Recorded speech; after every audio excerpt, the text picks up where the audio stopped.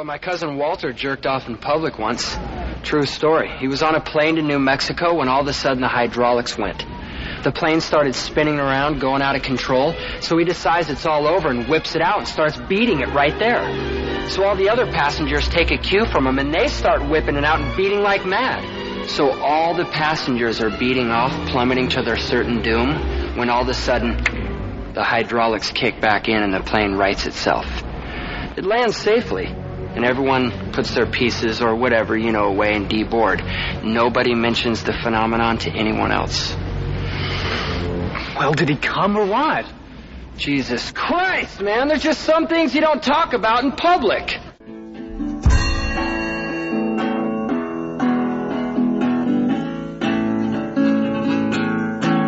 I guess you have to have a problem if you want to invent a contraption. First you cause a train wreck, then they put me in traction. Well, first came an action and then a reaction, but you can't switch around for your own satisfaction. Well, you burnt my house down, then got mad at my reaction. Well, in every complicated situation of a human relation, making sense of it all takes a whole lot of concentration. Well, you can't blame a baby for her pregnant mom. Then if there's one of these unavoidable laws, it's that you just can't take the effect and make it the cause. No. Well, you can't take the effect and make it the cause. I didn't rob a bank because you made up the law. Blame me for robbing Peter, but don't you blame Paul. Can't take the effect and make it the cause.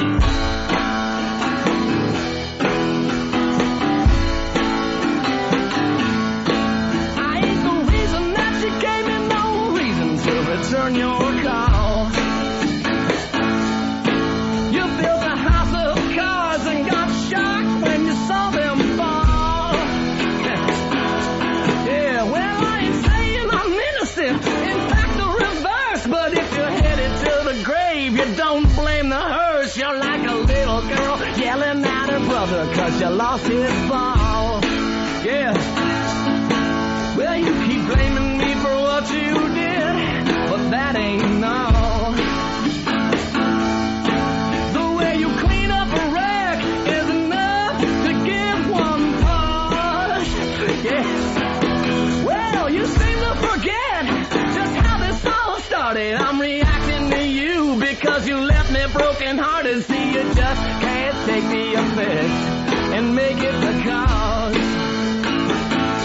Well, you can't take the effect and make it the cause. I didn't rob a bank because you made up the law. Blame me for robbing Peter, but don't you blame Paul. Can't take the effect and make it the cause. Yeah, it's the Ron and Fez show. 866-RON-0-FEZ. 866-RON-0-FEZ. I'm Ron Bennington. There's Fez Watley. Hiya, buddy. Hanging out with you till, 3 o'clock on the east. I don't know what time it is in that town that you live in. Here's Dave. Dave, you're on Ron and Fez. Steve? All right, I'll go with Steve then, because, when the White Stripes play, Pepper Hicks is into his own world. What can we do for you, buddy. Steve? What's up, buddy? It's XM22. Hey, Fez, I was wondering if you would have been happier with The Sopranos if it ended the same way Raw did, with Vince McMahon blowing up. Yeah, it was rest in peace, Vince McMahon. I got to tell you the truth. It's the first time I got WWE emails in quite a few years. Suddenly people were like, I cannot believe Vince is dead. So Vince McMahon at the end of Raw last night, just in a world of his own, staggers out to his limo, shuts the door, and boom, the whole thing explodes and is engulfed in flames. WWE.com reporting today that Mr. Mann is presumed dead, but yet authorities in Wilkes-Barre, PA, have not recovered a body. All right, 866-RON-0-FEZ, 866-RON-0-FEZ. Hey, Kevin, you're on the Ron and Fez show. Hey, Ron and B, my brother, I got the champagne bottle, getting ready to pop the cork. All I need here is those magic words. Was Black Girl fired? Well, Black Girl is here today. I will Son just. of a bitch! God I'm gonna give damn you. it. I'm gonna give you a little insight here. From an HR standpoint, Black Earl is very difficult to dislodge. Even though, Earl, you turn your back on the you chose yourself over XM. I made a mistake. I will be the first to admit that. How many mistakes do you get to make before you say to yourself, "I'm in the wrong position here"? I honestly don't know. I really don't. Didn't somebody send us something on Earl's apologies? We got one of those. I sent it on to Dave the other day. I know they're starting to put all these things together. The entire team is disheveled and weirded out today. Dave, of course, is nuts because he's got a wedding coming up. And I did not expect him to be quite so bride-like, but he is very weirded out. Earl is, Earl is Earl. Lily's in a very strange place. You and I were talking about her today. Of as great as she was on the first party that we set her up for, yesterday we had a meeting over the phone with Wiki, and everything was just confused between our team and him, and we just missed that Lily who was on top of things from the beginning. Yeah, I'm very unpleasantly surprised with Lily, because, Big Ass Bash, she was on top of things, the bachelor party ran flawless, and now she just seems so distant from it all. Just kind of floating around like a ghost, like just uninvolved. I don't understand it, but what are you going to do? I know we just, we want, of course, the best for Dave, and also, we want the best for Casey. There she comes.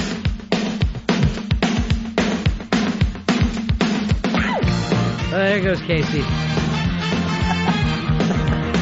Oh, she leaps and jumps. I think she's coming down the aisle to this, Fez, is the report.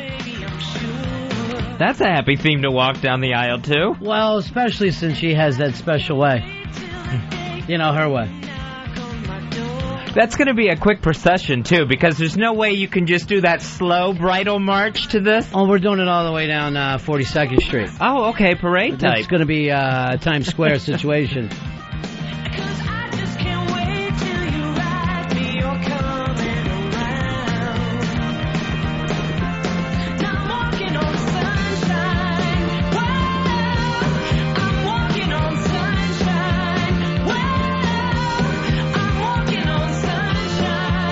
Yeah, I am going to find out everything because I have Sheepy, and Sheepy will deal with me. By the way, you can go on Pal Talk right now and watch Sheepy shoving the sand back into a truck from the Rockahula Luau.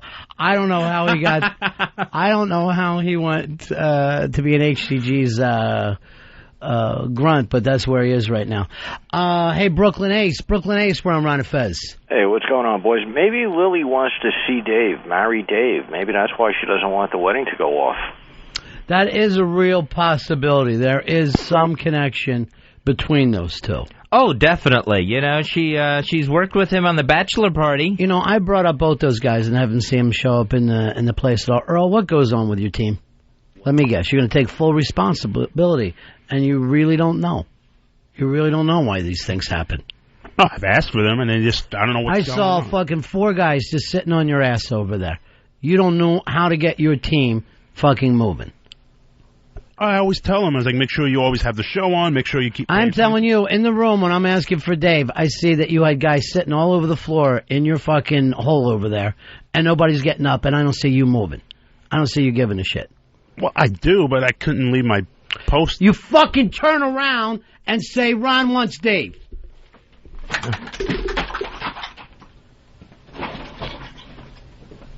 So we'll see if we can get Dave or Lily in here. So Dave's coming in now. Still looking for Lily at this point. Dave, how you doing? We were talking about you feeling like the nervous bride. Yes, I feel very, very on edge lately because, I think that there's a lot of things that I'm doing wrong. And one of them is maybe trust. I don't know. And I'm obviously having problems with this Jonathan guy. I'm just curious. Where were you when I asked for you? I didn't hear. I was trying to do something. How does nobody get up and go and get you? I don't know. I was asked to do something in the back. I had this thing on, but I had to listen in my cans to this audio. But why doesn't this team think it's important to move when we ask for something? I don't know. I don't know what happened. I've never... And I'm supposed to be fucking covering for you, Earl? No, you're not supposed to be covering for me, but... I'm not? Then I'll fucking pick up the phone and go tell him the truth, rather than the shit that I told him yesterday.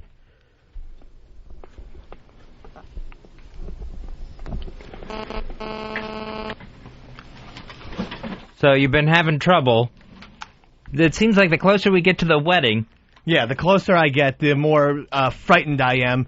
I don't know if they call it cold feet or what, but I'm fucking nervous, and of course, you know, it seems like every time I'm sitting down, there's another bling-bling on the telephone, the text message coming in from Jonathan.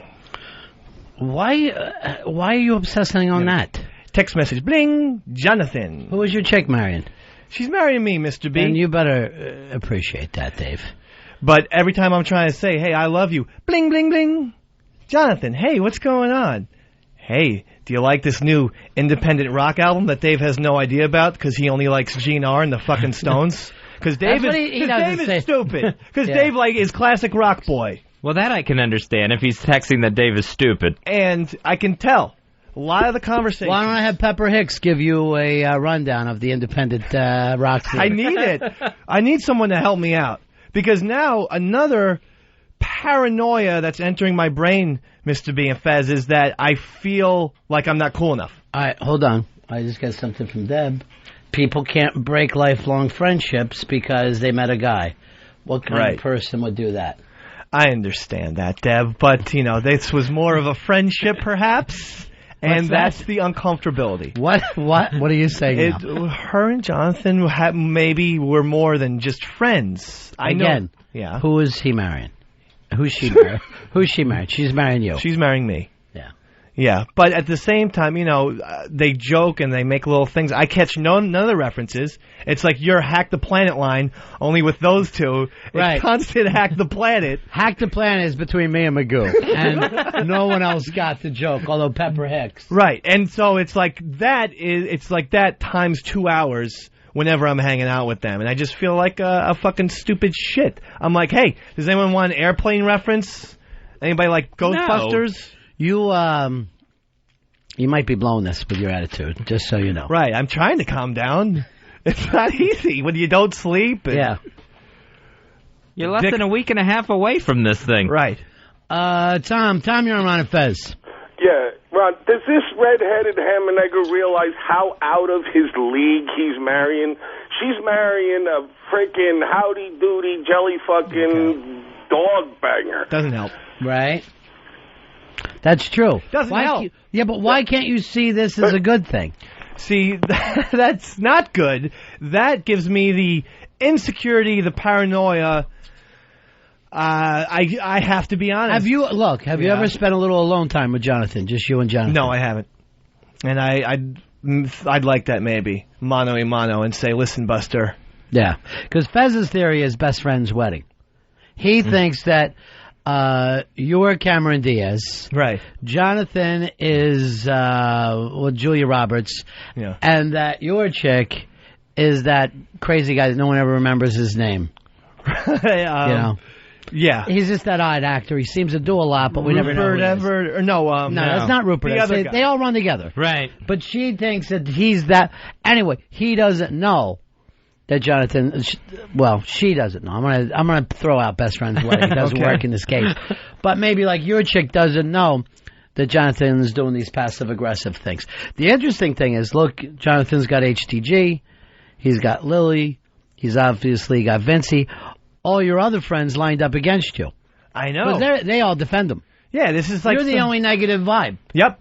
Yeah, this is some weird, bizarre Survivor type thing being played out where there's alliances against poor old Dave. Right. You know, and I'm fucking stranded on the beach without the ability to make beans for myself. Well, I don't know. You don't make beans. You just cook them. Okay. But the thing is this. Yeah. You're the one getting married. I know. And is that your only fear, that you won't get married, or even after you get married, he'll steal her away? Yeah, no, that's the fear. even after the marriage. All right, Earl, real quick, as a guy, what would you do? Would you be okay with this, or would you feel like you need to step up?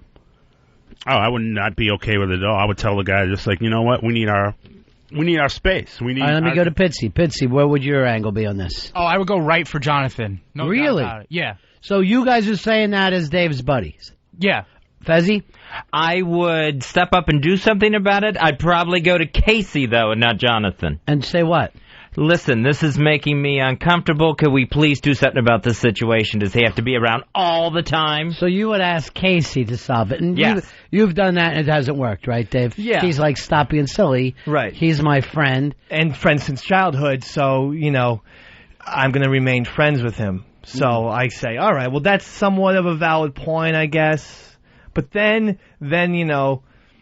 if they had a relationship, it's a whatever odd situation. Right. Yeah. Teresa, you're on Ron and Fez. I'll be honest with you. I really don't think that she should be friends with this guy at all. I don't think it's fair to him. And if she ever loved him at all, she would cut it off if it makes him that uncomfortable. If it makes Dave uncomfortable. As well as it's made Fez uncomfortable, Earl uncomfortable, Pitsy.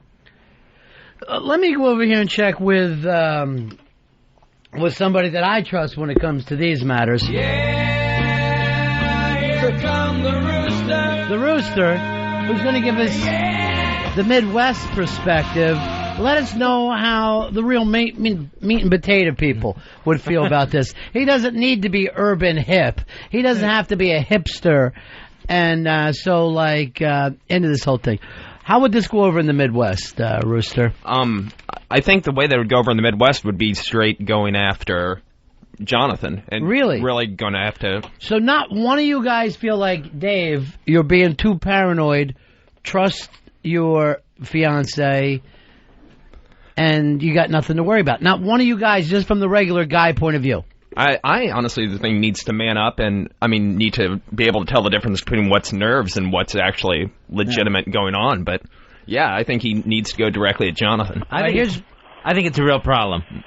Here's one of your enemies, Dave, the Striker. Oh. Let's see how Striker feels about it. Striker. Hey, Dave, I got some really serious advice. I went through the same thing when my wife and I got married. One of her male friends was around all the time, and you just need to take him aside and say, look, pal, her and I are getting married and not you and her. I realize you two have been friends forever and a day, but, 6 months, a year, whatever, you need to lay the fuck off.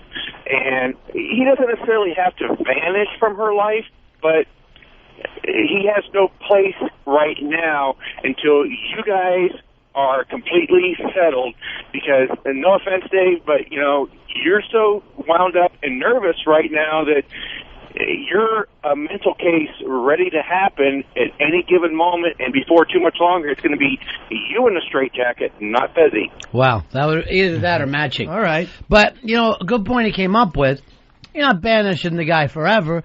You're saying this is honeymoon time. This is nesting time. Right now, me and my chick, we're still figuring things out. We're learning about our bodies, if you will. We don't need the ex. Well, your problem is you think it's an ex-lover, although no one said that. No, no one said that. And but you believe it to be true. I believe it to be the case. Okay. So that is a little intense for somebody to deal with. Yes. These chicks that are saying, trust, blah, blah, blah. I don't know if they'd be saying the same thing if Dave was hanging around with, his ex all the time. If they was constantly... Okay. If suddenly here's Vincey and HTG and Lily driving down the street, they see you on a bicycle with a basket, your ex-girlfriend in the front seat. Okay. They go running back to Casey. She is an E.T. And this is very interesting because, of course, we're all adults here, but this has turned into boy v. girls. This is boys versus the girls, maybe for me the first time since junior high, where all the buddies are saying to Dave, Pitsy, you're basically saying he's got to knock him out. Oh, Totally, because, I mean, this guy is fucking throwing it in his face. He's on Pal Talk in his apartment. That's fucking over the top. Don't remind me about that. What happened there exactly? Enraged. Oh, I was yeah. here at work. Yeah. And Ron says, Dave, come here and look at Pal Talk and look what they're doing. And I say, oh, maybe, Casey's got a nice little shirt on or something. And it was Casey and Jonathan. Jonathan sitting in my fucking chair at my table in front of my Pal Talk camera, the two of them dressed up as Charles Nelson Riley and Brett Summers, and I love Charles Nelson Riley, Jonathan, and wearing my shirt. He was wearing one of my shirts. Okay, all right, wait, look. Hicks just went fucking crazy. Now I'm fucking pissed. They're playing dress up. Oh, I forgot. Hicks, where's your head on this? This is fucked up. Yeah, he's wearing his clothes. This is unreal. And they say he was just doing it. He was saying just doing it because they needed a shirt to look like Charles Nelson Riley, so he borrowed one of mine. Fuck that! Hey, Ron, do you see the denial he's in? He just came up with this now. This happened. He didn't want to remember that. That he knows this fucking guy is getting in on his territory. He told us this months after the fact. Oh. Dave? Yeah. Look at me. Yes. Don't cross the fucking line because you're getting crazy. And I will be fired. And you're right. No, you won't be fired.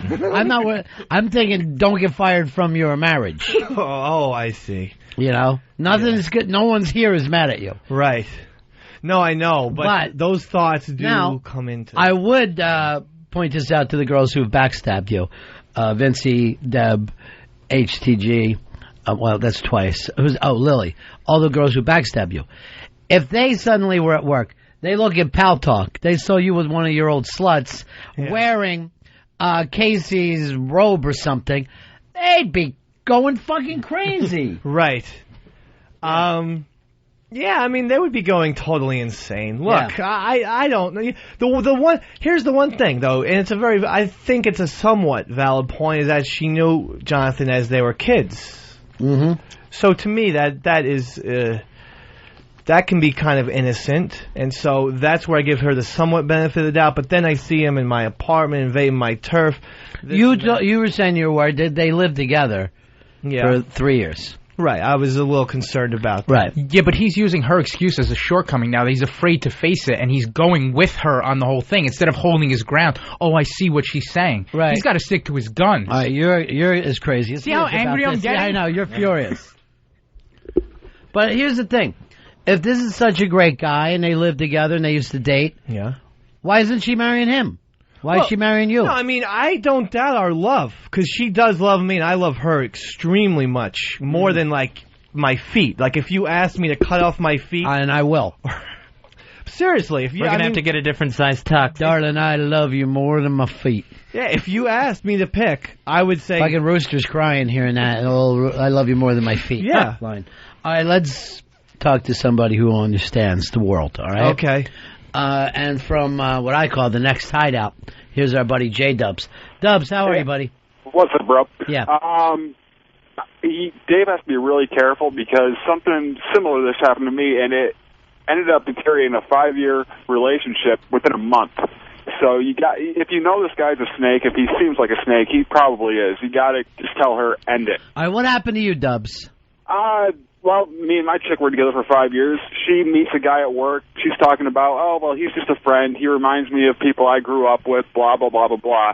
And then, a month later, I see her making text messages, hiding them as maybe her sister or something.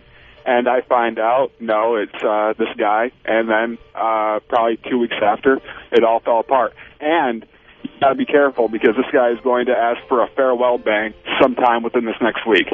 Okay. Oh, geez, good call. Good call and farewell bang. That is excellent. Yeah. Thank you. One for the road. Thank you to add another thing to the paranoid ledger. Oh, wait, should I be nervous? I'm seeing Mars thrown out O&A posters. Is this something I don't know? That can't be good for anybody. I thought the suspension was coming to an end. All right, Dubs. Yeah. You're going guy side. You think boys versus girls on this one?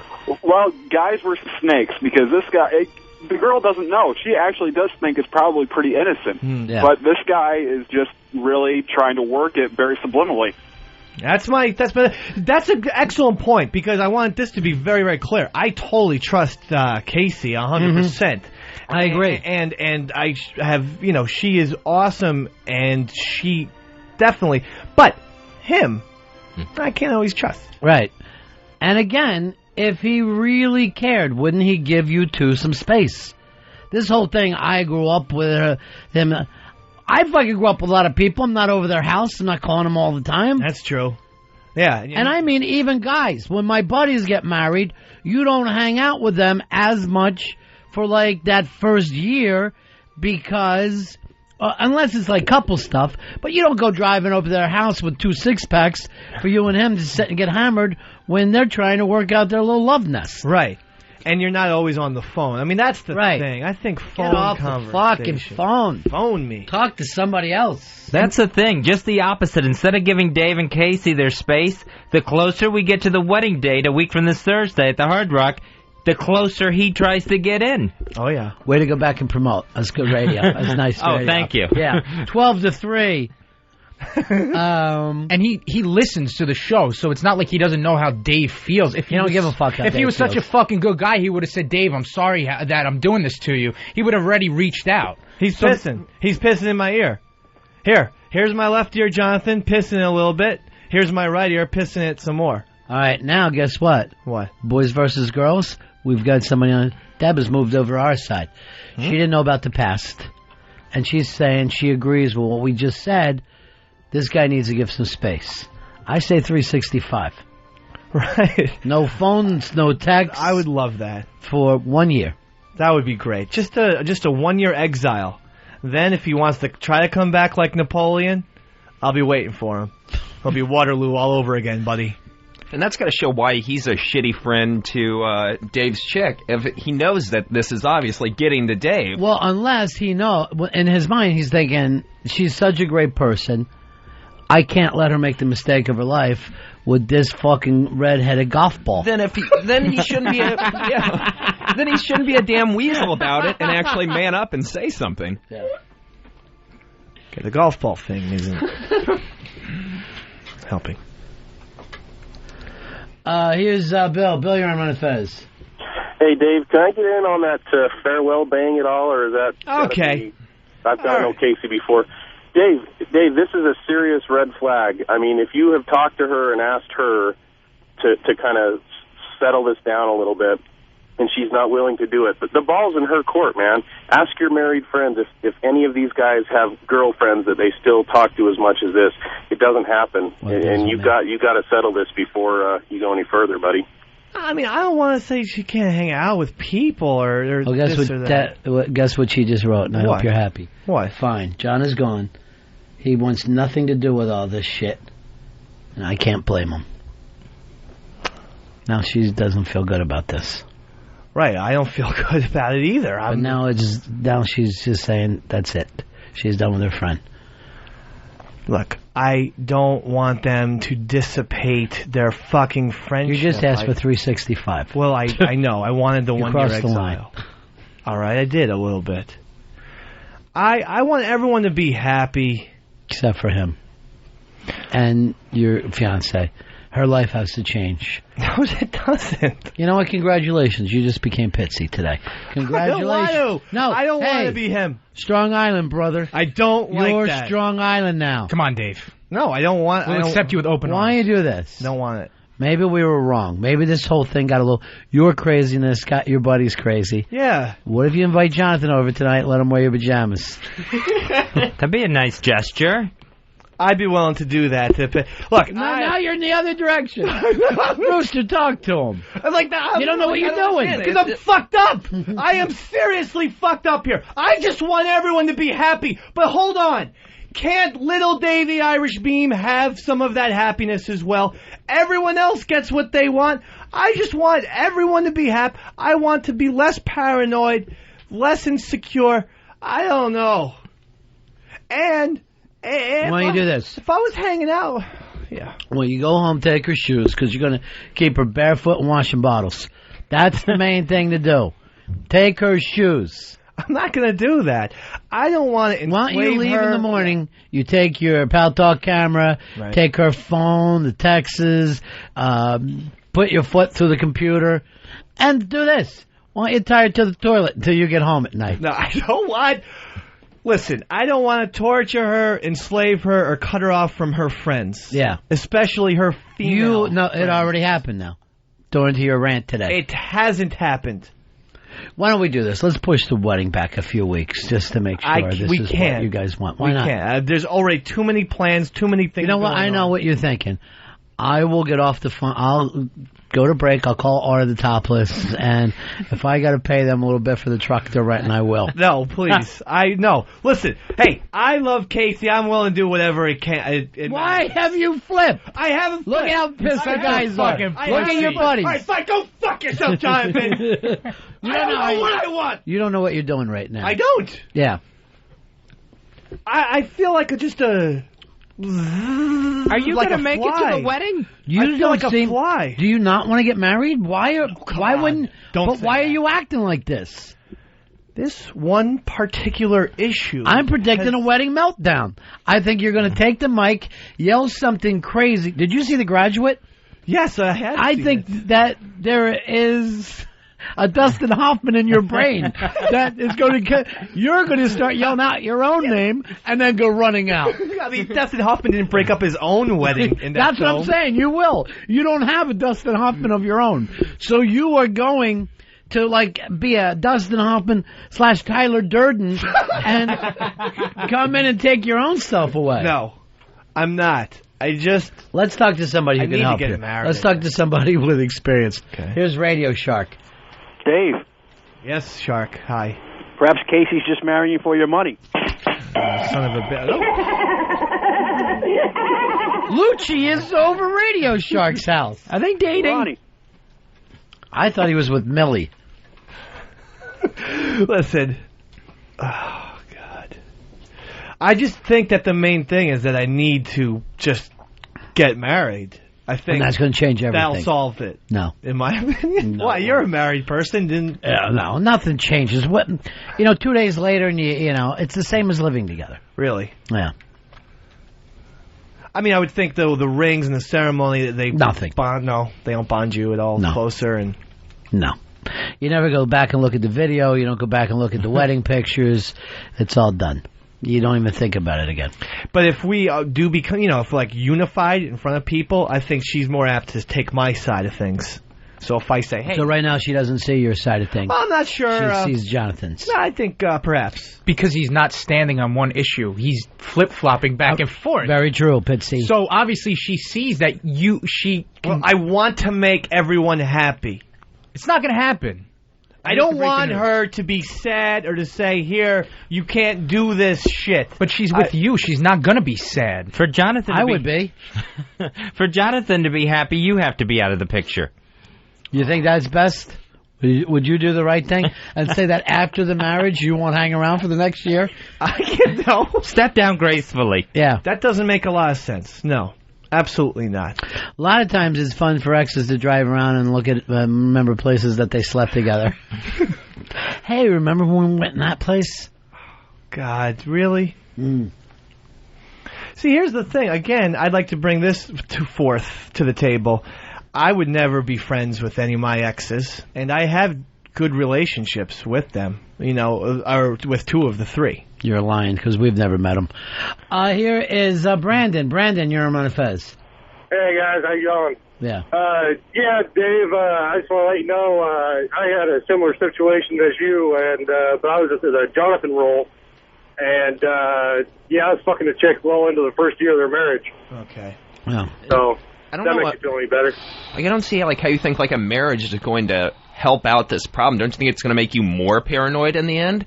Because you'll have that big marriage in front of people, and so there's all the more pressure now. And let me say this. Girls sometimes, if they have a guy friend, and the guy's just like them, they almost see that guy as another girlfriend. Right. But they don't understand the male brain that guy still wants to fuck you.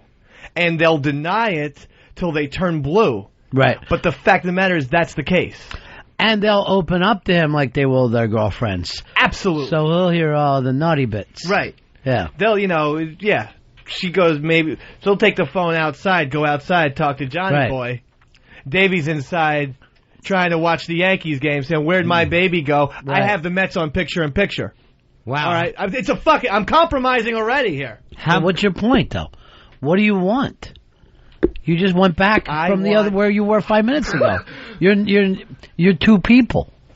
Because it's such a confusing thing. I don't know how to approach it. I want her to be happy.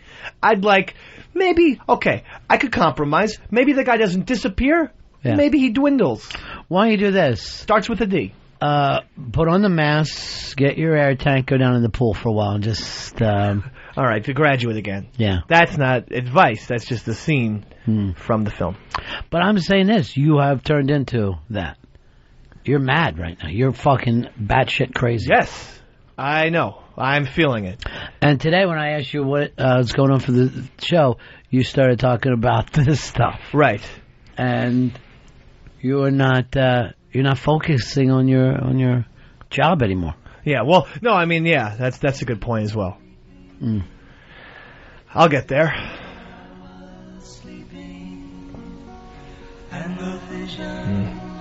That was planted Thank you. in my brain still remains. This is you. That's Jonathan. Planting a vision in my brain. Of fucking. In restless dreams I walked alone. That's not you. helping at all. This Plastics. is making me, Dave, plastics. this is making me very, very sad. I turned my collar. All right, here's what she says. Will you cry? When my eyes were stabbed. A little bit. What's the problem? What's bothering you, buddy? This is very sad. What is sad? The song, man. And then I think of the graduate and the plastics, and that's me right there. All right, you have just taken a weird left turn into Fez Town. Yeah. You don't want to fucking become this. I don't. By the way, Fez, see how you feel right now? Yeah. That's how everybody else feels watching you break down. Turn the song off. No, lit the song on. This is your tune. Thank you, Pitsy. My life's in shambles, Mr. B. It isn't in shambles. Your life is starting. Spiral. So what? Trent Reznor's right. The downward spiral. Here, look. Yeah. Just know this. She has an ex-boyfriend who she can lean on at any time. So you've got to walk the line. That is not helping. Oh, okay. When you say things like that. No, I meant for my own amusement. Oh. What do you say about this? After the show today, boys, go out and get you hammered. Take a little day off. That'd be good. Take a day off from your fucking responsibilities. You know what I mean? And go get shit-faced. That would be good. I could use Fez by my side. He's always been there. He was the one who took me out last time when... We got a bottle in here today? No, we don't. Well, we can get one. Yeah, that's good. Let's do that. Let's get this kid a bottle. Might be necessary. Yeah. We went out and had martinis on Fez's dime. It was one of the best. Why don't you do that, Fez? Grab that card of yours and take your boy out for martinis. And Rod, mozzarella sticks, and he also bought us quesadillas too. I could use that as well. Yeah. We went someplace really fancy, as you can imagine. Sounds fantastic. And I maybe throw in a steak too, because I don't have. Steak's not going to make you feel better. I just, But it is. It's something that, I need. I think I'm kind of going insane a little bit. You are. The one thing I'll say is, again, I cannot reiterate how much I love... What? Now your chick and HTG are going out. This has turned to boys versus girls. No. Wait. I want to say this. I love Casey more than anything. I'll fucking... Feet, we know. Do you guys want me to do something right now? I'll take off my clothes and put that Poland Spring up my ass. No, I don't want that. Well, I'll do whatever. I don't want you to do that. I don't think that's going to help. That only proves your love to Poland Springs. All right. We're not going out and drinking now. No, we have to. No, because guess who's going out? The girls, if we do. And now that turns into boys versus girls. Stop the bottle. Earl. No. Put a stop to the bile. I need the bile. No. You can staple my hand. All right, they're going to the beach and drinking fruity drinks, and that's fucking bad. Beach? And yeah, it's going to be your chick, Deb, Jonathan. All the girls are getting. What? All the girls. Jonathan. You're not going to go out drinking. You know what? Let's get you to your wedding. Please. You're falling apart. I know, man. Good thing Jonathan's going. The girls are going to need suntan lotion. I can't sleep anymore. Hey, Blast Beats. You're on Ron and Fez. Yo, buddies. Dave, you fucking caveman. You're throwing this girl to him. This is exactly what he wants. You're right. You're playing right into his hands. You're right, Blast Beats. Yeah, you are the bad guy.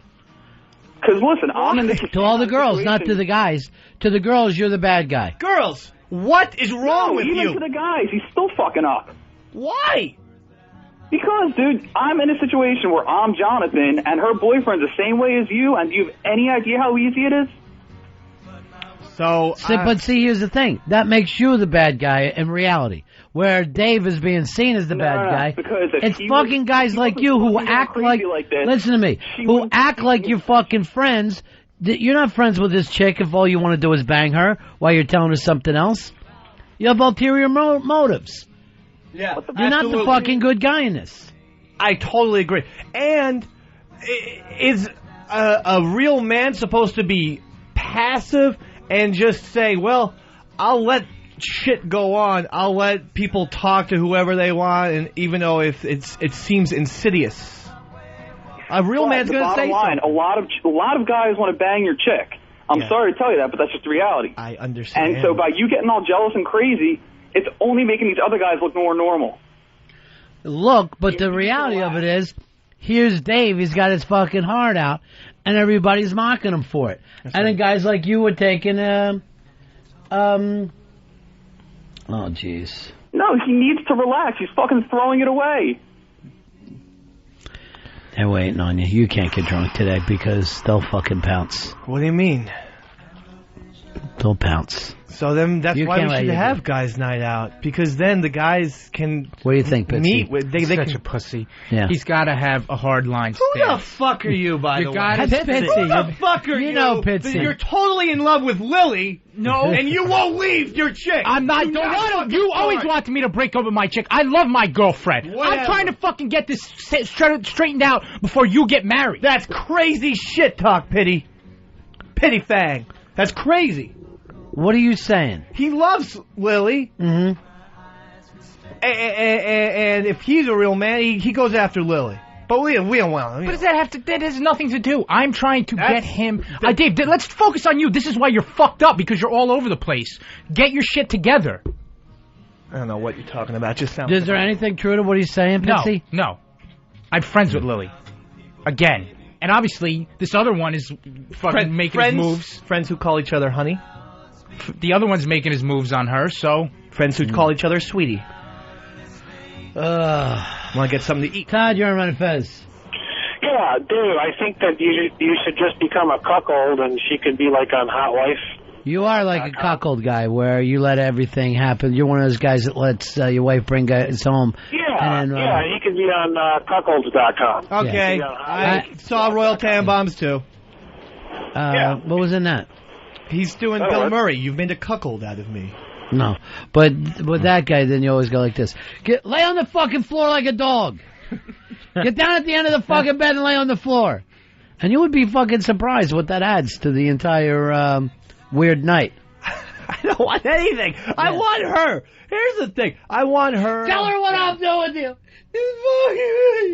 You know, it works for everybody. He's down there jerking off, whatever the fuck he does. You can be that guy. No. Don't want it. You said you wanted everyone to be happy. Right. Guy jerking off on the carpet. Here's another thing. Since you don't want to have a guy friend, she goes like this. My other best male friend, Chip, wants to know if he should give the apartment to someone else. No, come on now.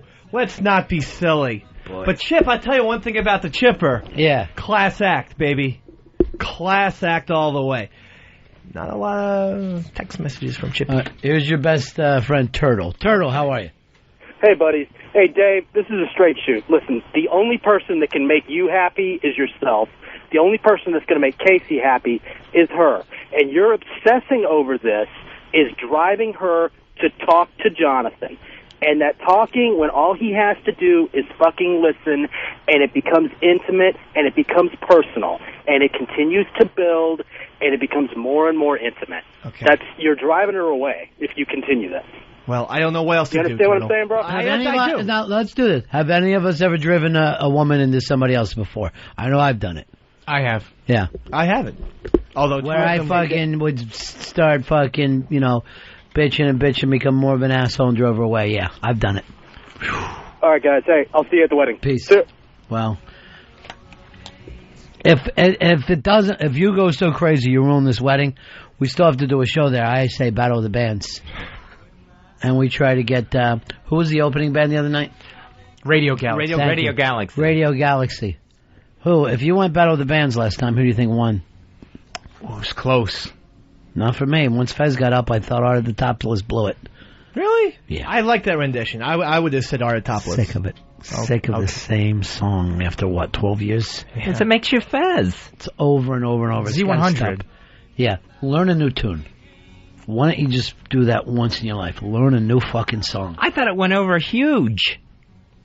Ooh, I liked it. I liked it a lot. It was like Fez was like Sinatra, What if this happens? What if you ruin the wedding so bad that you're out, but we still have this show, and we do it with Jonathan and Casey? Okay, please. Hey, that's something. Where's the bottle? Why don't you think about before you go to sleep tonight? The show must go on. I can't do that. What are you, a little less than a week out? A little more than a week out? Yeah, week and a couple days. Next Thursday. Week from this coming Thursday. June 21st. Oh.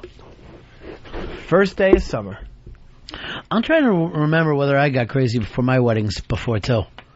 Yeah, I mean, I also want I know the first one, I wanted out right away.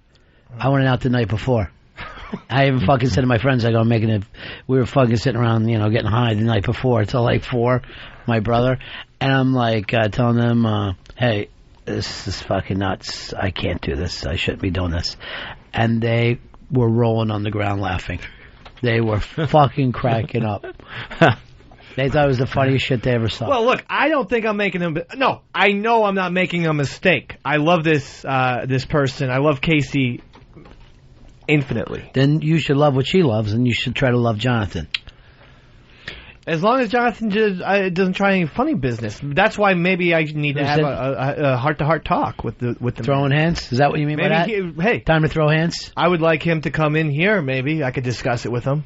But even look at his enemies. They're still men. They still want him to fucking... Like Stryker and Turtle? Yeah. So they understand the whole game. That is true. This has turned to boys v. girls. Thank you, Stryker and Turtle, today. Yeah. And I think it's important that the women see that there is some kind of disconnect between the male brain and the female brain on this one. That Dave's not just being an asshole, and he's not trying to be mean. He's totally freaked, and it seems like every other guy understands him, including the guys that play the game that Dave is freaked about. So then maybe we should all admit that nobody's right in this argument, and maybe nobody's wrong either. I'd be willing to concede that maybe I'm... That's what Pitsy laughed at you about. Okay. You're always ready to concede. No. You were screaming a little while ago. Here's where you got to go back to. Yeah. And I find it interesting. People like you, Vincey, who's turned on you. Right. Lily, who's turned on you. Yes. And those were your friends first. Absolutely. Yet none of Casey's girlfriends have turned on her, but I think some of her guy buddies might feel the same way as you. I think so. I do think so, yeah. Yeah. And that's why, as much as, we like Lily, how can she ever be one of us? She thinks differently. Yeah. She can work with us, but the after-work stuff, we're two different animals. Right. She doesn't understand, And there is that fundamental divide between men and women. What I'm trying to do is show her what that divide is. You know what? You might be happier Marrying a guy. Somebody who you thought liked. I'm not gay, though. Find another cuckold. Here's Jenny. Jenny, you're on Fez. Hi. Number one, Ron, you're brilliant, and Fez, I love you. But I just wanted to say that... That hurts both of us, I think. It really does. Yeah, because I'd like to be loved. And I'm dumb but lovable. Anyway, I just wanted to say that from a girl's point of view, you know, Casey chose Dave, and I don't understand why she would continue to hurt him by talking to this guy, because really, what can he offer her that Dave doesn't? It just doesn't make sense. Oh, boy, we could have fun with that. How about a man-sized penis? Okay. Where is that bottle of whiskey? A man-sized penis, Mr. B, I think I fulfill that. I definitely do not fulfill the underground music thing. I'm not cool. Davey likes AC/DC. That must mean a lot to her. Davey doesn't mind a little fucking Aerosmith. You know? Toys in the attic. Oh, that doesn't make Dave cool, though, does it? Dave's just a fucking shit kicker from Jersey. That's the way I feel. And they're the underground. So really this comes back to shared interest that they have. Well, I mean, and then again, you know, Casey and I share a love for baseball. I'm not sure. Well, I think Jonathan might like baseball, too. He's probably a Mets fan like Casey. She goes like this. I have a best friend I have known since 13. Yeah. I just dump him? Tell him to piss off? No. Pitsy? Yes or no? Dump him? Tell him to piss off? Yes. Rooster? I say you can't tell him to piss off, but say you're just getting married, you need a break, and it's causing problems. Fez? Piss off. Earl? Piss off. Interesting. Now I'd call Lillian, but we'd have somebody on the other side. Yeah. Because they vote with their vaginas. I want to once again reiterate how much I love Casey. No one ever said you didn't. We say you're fucking it up. I feel like I'm throwing a match on gasoline. Mm-hmm. And then the gasoline spills onto real fire. So it's like a double whammy. Here's, Pitts, I got something for you from Deb. Do you want to hear it? Or should it be private? You scared me now. From Deb? Yeah. She says, remind me to tell Pitts he can't be my friend because he tried to get in my pants and it might make someone jealous. Oh, boy. How they line up against us. They really do. And they win. That's the fucking point. In the history of boys versus girls, the boys have never won. and yeah, okay, there's the occasional win. But guys are the Philadelphia Phillies, the losingest team in the history of the sport of love. They do not consistently win. There's a lot of losing seasons for guys. Yeah, there's the occasional winning streak, maybe a shot at the World Series, the 1950s Whiz Kids, the miracle of 1980, 83's disappointment, 93's just fucking rip your heart out.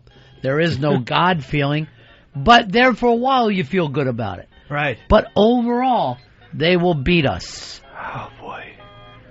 And you're in a no-win situation. Yeah, I know. Right now.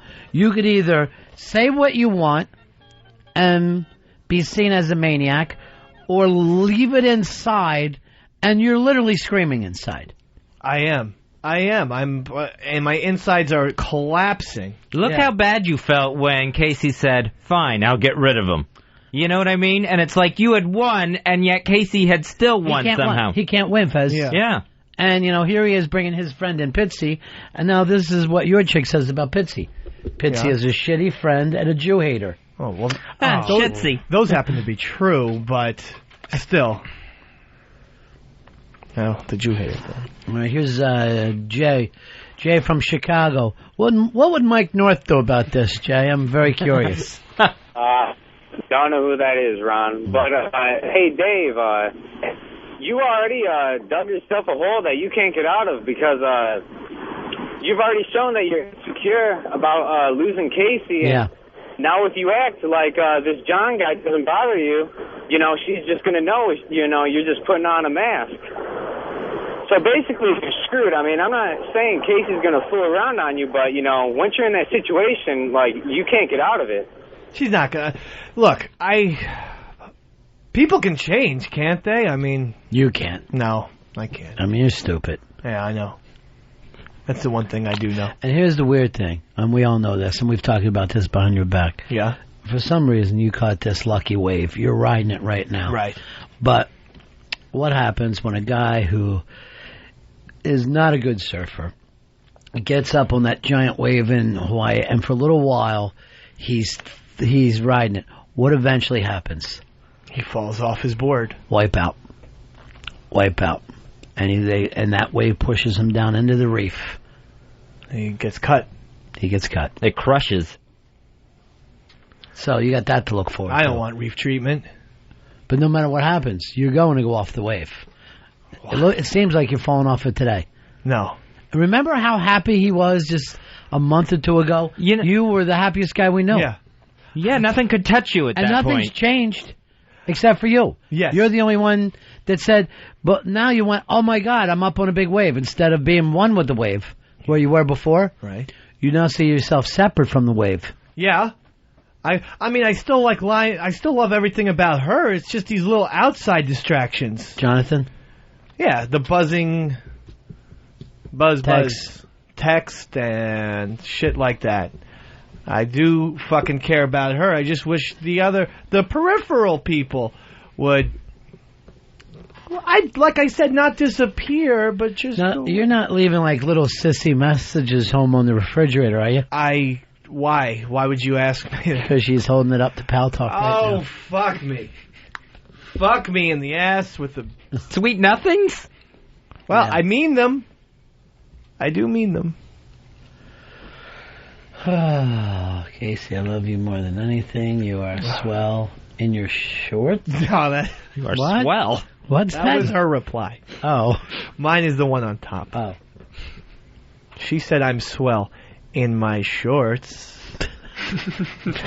Stupid marriage. Really, he is. It makes no sense. Here's Paige. Paige, you're on Ron and Fez. Yeah. Paige. Oh, hey. I just wanted to say that I'm on Dave's side. I currently was in a situation very similar to this.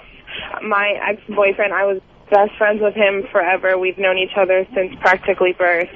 And my current relationship was going to be put on the line because he felt the need that he needed to tell my current boyfriend that he was the competition and he was going to try and win me from him.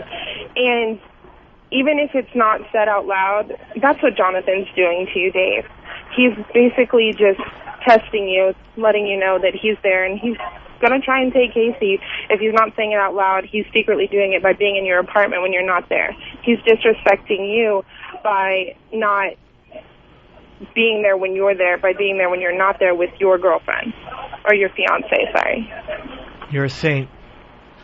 You're a damn saint, Paige, for coming over to our side. And once again, that just shows you something's funny. You know what you really, I think, need to do is to rent Bye Bye Birdie, just to see the two of you can sit down together and watch the romantic film Bye Bye Birdie. I never saw it. Yeah. I'd love to. Well, you will see what happens when you start to listen to your guy friends and she starts to listen to her girlfriends. And then when Elvis is on his way, and it's not the real Elvis, into the army, and then she wins a chance to kiss him on Ed Sullivan, you will see how crazy things get. Okay. I'll check it out. Yeah. The line's being drawn in the sand, I tell you that much. Being drawn right there. What happened to his booze, Earl? Pepper's on his way. You get it. How long now? He's been gone about 10 minutes. Now, how long ago did we ask for it? 40 minutes ago? Yes, and then you said not to get it. You said we canceled the booze order. See? That's just Ron being a pal. That's him trying to just talk some sense temporarily, but you're not the pal. All right, Paige, your girlfriend says that she dates Mafia Life Chris. By the way, I talked to Mafia Life Chris online last night. A lot of his friends thought that we dissed him. Really? On the show yesterday. How so? I thought you guys gave him a very open forum. Yeah. Well, they thought that we made fun of, I guess, the fantasy mafia life. And it made people who play fantasy mafia look stupid. I thought it just showed how excited you guys are to participate in such a thing. Yeah. Well, we tried. And apparently robot arms threw everybody off. Houston, you're on Ron and Fez. Yeah, Ronnie, if I listened long enough to you, I'd find a way to believe that it's all true. Knowing that you lied, straight face while I cried. Yes. But still I looked to find a reason to believe. Yeah. You know, what happens at that point in the wedding when the minister says, does anybody oppose this? Stand up, and there's Jonathan. And We're not going to do that. We control the vows. I never believed in that fucking shit. Of letting somebody stand up and stop it? Mm-mm. I'll kill a motherfucker. No, we're just doing our own vows that we ourselves wrote. Yeah, but what if he stands up? If he stands up, well, hopefully the Hard Rock security tackles his ass. Hard Rock security? Where are you at? This thing is going to look like Wedding Crashers. Oh, God, no. Please. Oh, man. This is it right here. No. This is your song. Straight-faced while I cried. Still I look to find a reason to believe. Someone like you makes it hard to live without somebody else. Someone like you makes it easy to give. Never think about myself. If I gave you Hard to believe Rod Stewart was great at one time. Yeah, really. The first couple albums are amazing. Faces. Yeah. Great songs. I know.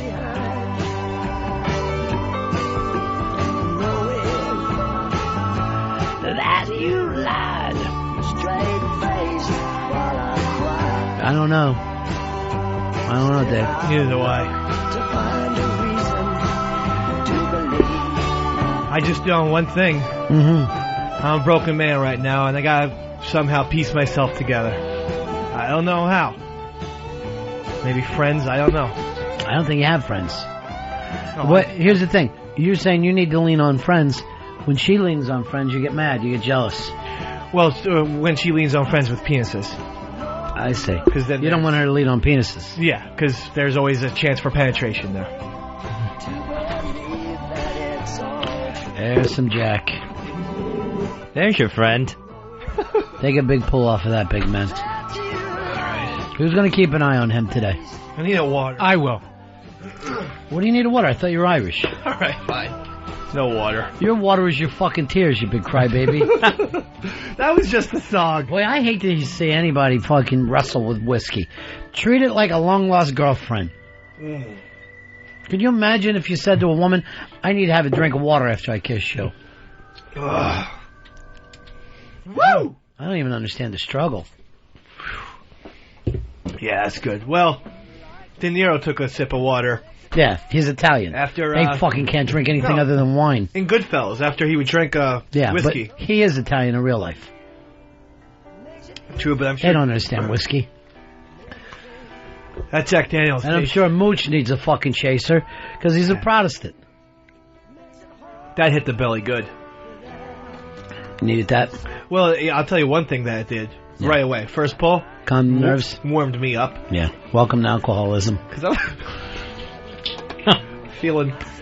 was feeling very cold. Jimmy, you're on Ron and Fez. Jimmy, go ahead, buddy. Oh, sorry, Ronnie. Dave, I just wanted to know, How would you feel if it was the reverse situation? Like if one of your best friends Lily hated and she wanted you him to get out of your life, how would you feel? Would you be willing to drop Vinnie Cooper? Yes, I would. Yeah. I would. And you even drop your chick that you're with for 6 years. Let's face it. That's because when you found out that maybe there was an opportunity with you and Casey, you got rid of this nice girl who loved you very much. That's a good point. Yeah, because I realized there's a much deeper connection with me and Casey. And yeah, maybe you're too romantic. When I thought that Winnie Cooper and Casey weren't going to get along, I said, Vinny's out. You distance yourself. Notice what Vinny did then? Went into a whole nother mode of playing the fucking game. You know what I mean? And I learned a lot about her last night after we defended her yesterday. Right. You know what she did to me then last night? What's that? She called me up and was angry at me. For what? She said I shouldn't have said those things, that I don't really like Jonathan. And it was all just pomp and circumstance. It was... like a graduation? What do you mean? What are you talking about? No, what I mean is she wasn't being honest with herself. Because I know when Jonathan walks in a room, Vinnie Cooper has stars in her eyes. So I was trying to defend her. We were trying to defend her yesterday. She was pissed. Yeah. No, I don't understand it, man. You can't control these chicks. That's all we want to do is just, like, control them in a really loving way. See, that's a stupid thing to say. That makes us look like bad guys. I mean, that's why you can't win. Yeah, go ahead, take a pull. Oh, these women, man. Oh, yeah. What are you, pretending you're a guy?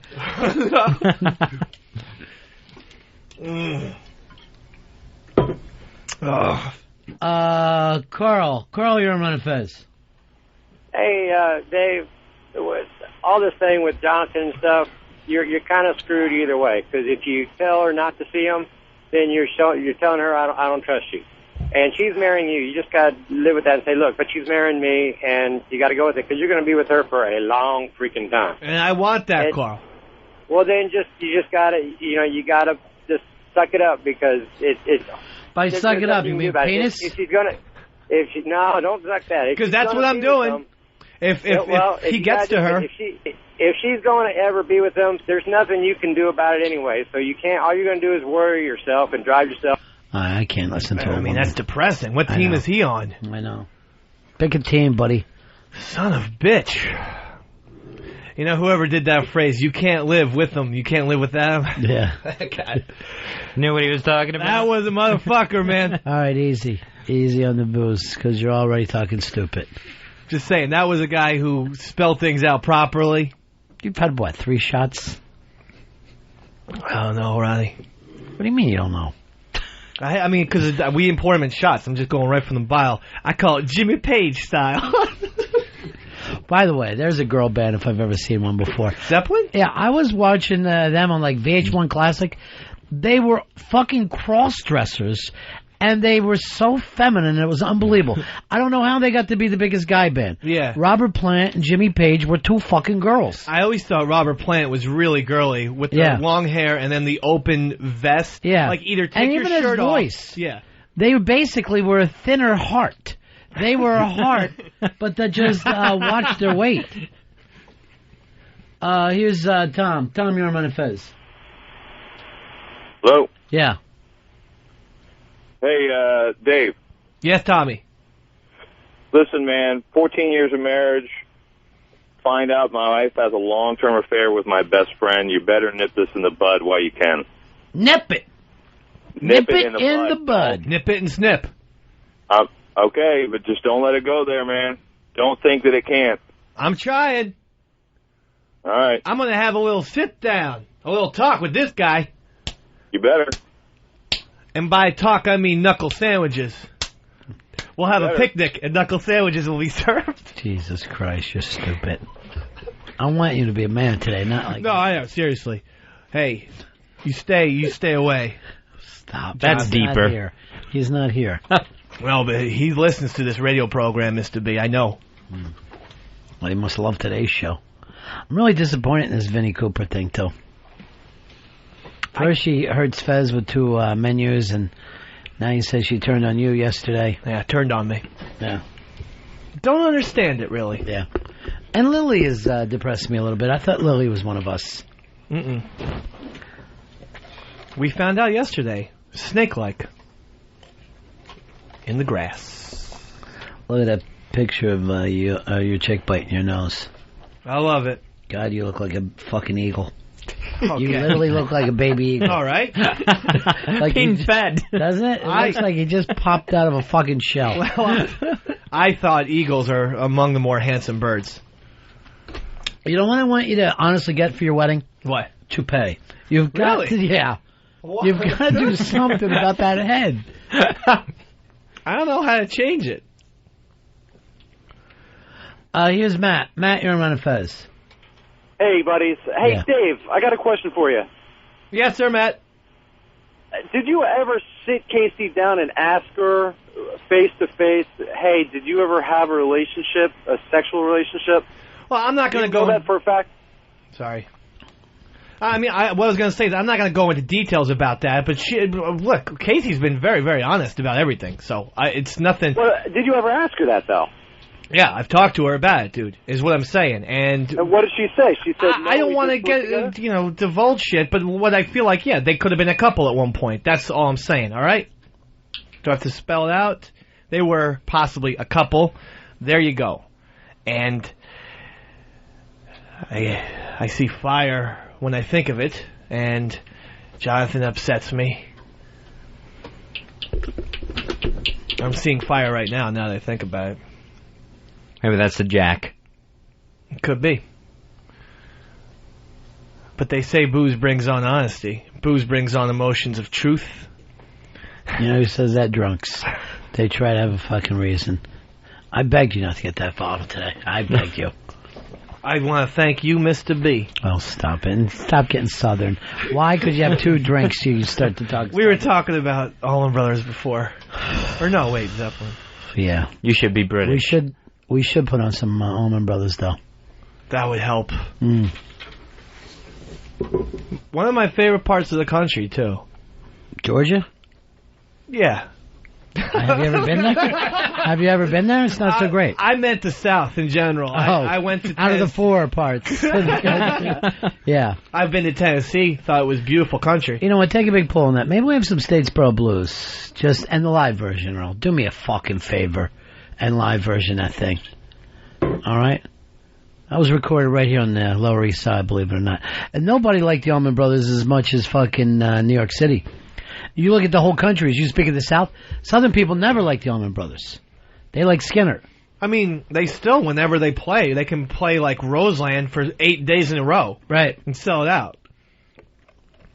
And, of course, rocking the Fillmore.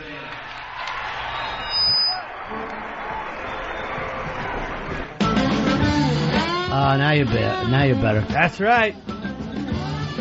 Bring it, bitches!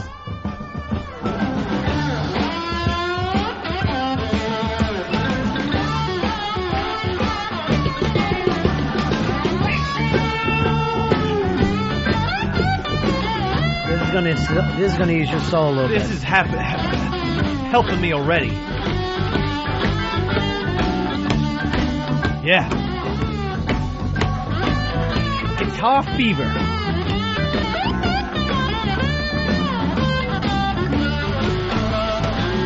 Wake up, mama.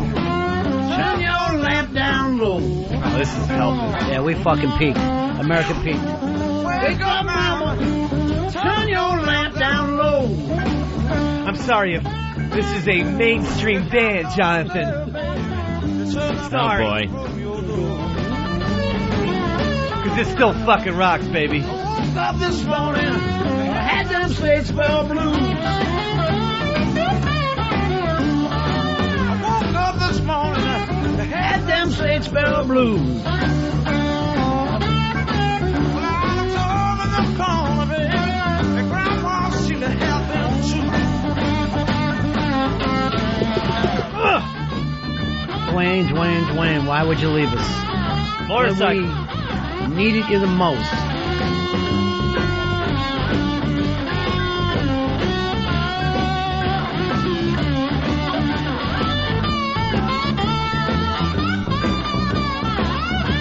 That's the slide guitar, if I ever heard. Listen.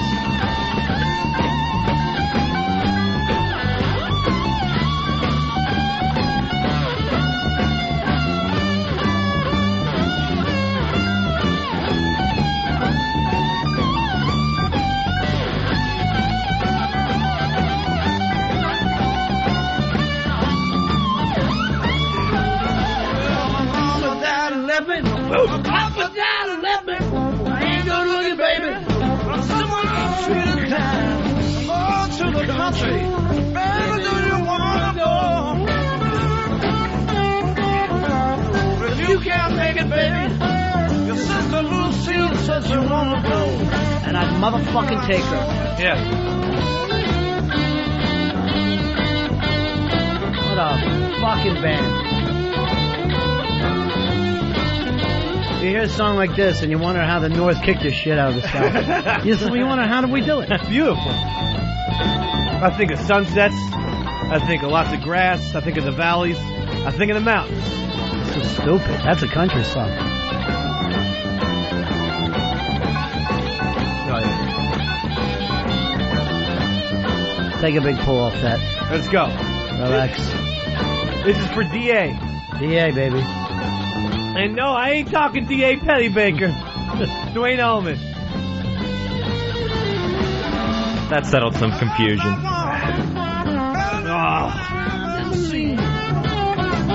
Oh, whiskey.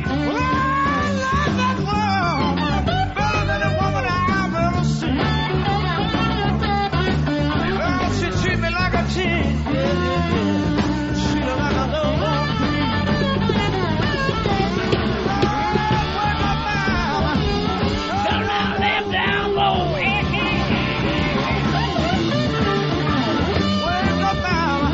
Pass that fucking jack over here. I'm gonna join you. I don't think that's a good idea. I'm gonna join you, brother. I'll give it to Rooster, and he can hold it. He's in between us, so put it on him.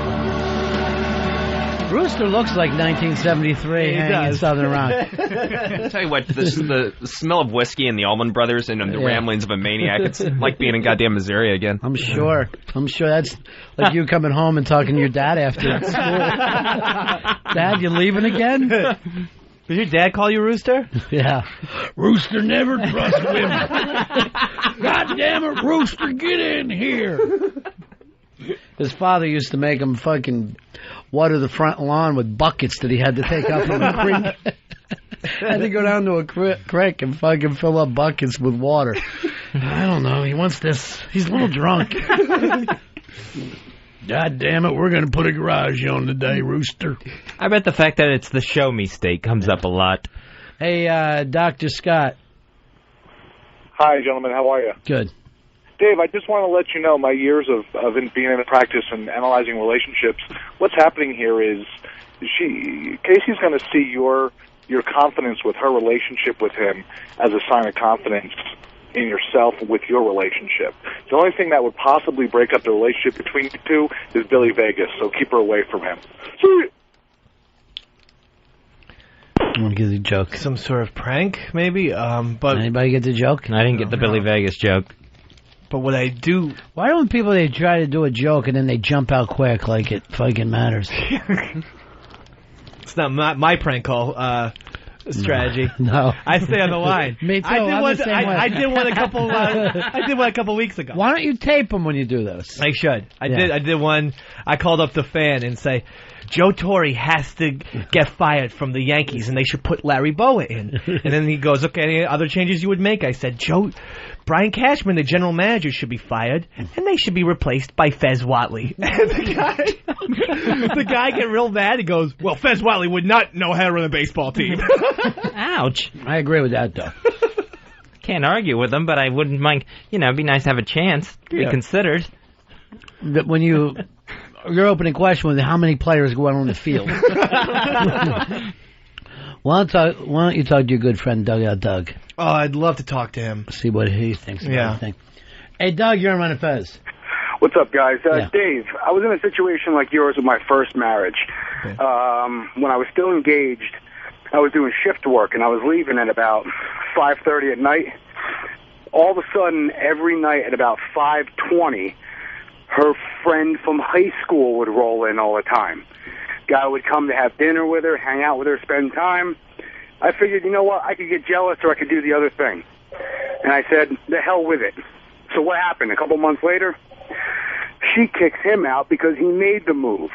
And she couldn't tolerate the thought that I was so trusting in our relationship that I let it continue. So I think by being, you know, almost jealous, you may be putting it in her head that, you know, I'm getting punished for it anyway. Why don't I just do it? Oh, boy. That's a lot to think about. Let me tell you something, Dave. All the stuff that goes on right now, it doesn't matter anyway. If she was going to be fucking him, she's going to fuck him because you can't make that decision for her. It's true. Again, I trust her completely. I just, you know. Then what are you worried about? If you trust her completely, what are you worried about? She could be passed out, drunk. Now you're saying he's a rapist. No. But she could be drunk and, like, you know, fucking shit happens when people are intoxicated. I mean, you know, and I don't think she really boozes it up, huh? Yeah, I mean, no. I'm going to put Doug on the girls' side of Boys v. Girls. Thanks a lot, Doug. Yeah. Yeah, I got to be on the girl side because you know why? 2 years later, after that whole incident, I got caught walking out of a hotel room on Wednesday on a noon by a private detective by my wife, and well, I was the one fucking around. So it doesn't matter. It's going to happen. It's going to happen. That's an odd twist to the phone call. Well, he's trying to say is and this is always true, the most jealous people, the most paranoid people are the ones who do those things. Yeah, interesting. Because when you hang out with a guy who's like, is anybody fucking stealing? Is anybody stealing my fucking shit? Where's my money? He's checking his money all the time. He's a fucking thief. That's the way all thieves are. Yeah. They think everybody fucking steals. That's right, yeah, because I have a friend like that who is extremely jealous. Right. I mean, people think this is jealousy. You got no idea. This is my one friend. I won't say his name. But he's extremely jealous. Meanwhile, every time he gets a chance to fuck some girl, he does it. He takes it. Because he thinks everybody thinks like him. Yeah. Wow. So maybe that's you. You know, you really didn't have a chance to sow your wild oats. You know, you haven't been with many women. Now you get married. You've been with how many? This Casey will make it number 4. Okay. In my neighborhood, 4 girls. Right. Means that if you've only been with 4 girls, you're a 15-year-old gay boy. Okay. Because, and you're 29. Yeah, I'm 29-year-old straight man. It's quite the opposite. Not if you've only been with 4 women. No. Now, your whole thing about she could be drunk and stuff would happen, right? Yeah. Casey said you're drunk all the time. Oh, boy. What's happening with you? I don't think that's true at all. You are drunk a lot. On the weekends. You're drunk at work today. I know, but that's because it's guys' night out today. We're all going to have some fun. No one's going out, Dave. We're busy.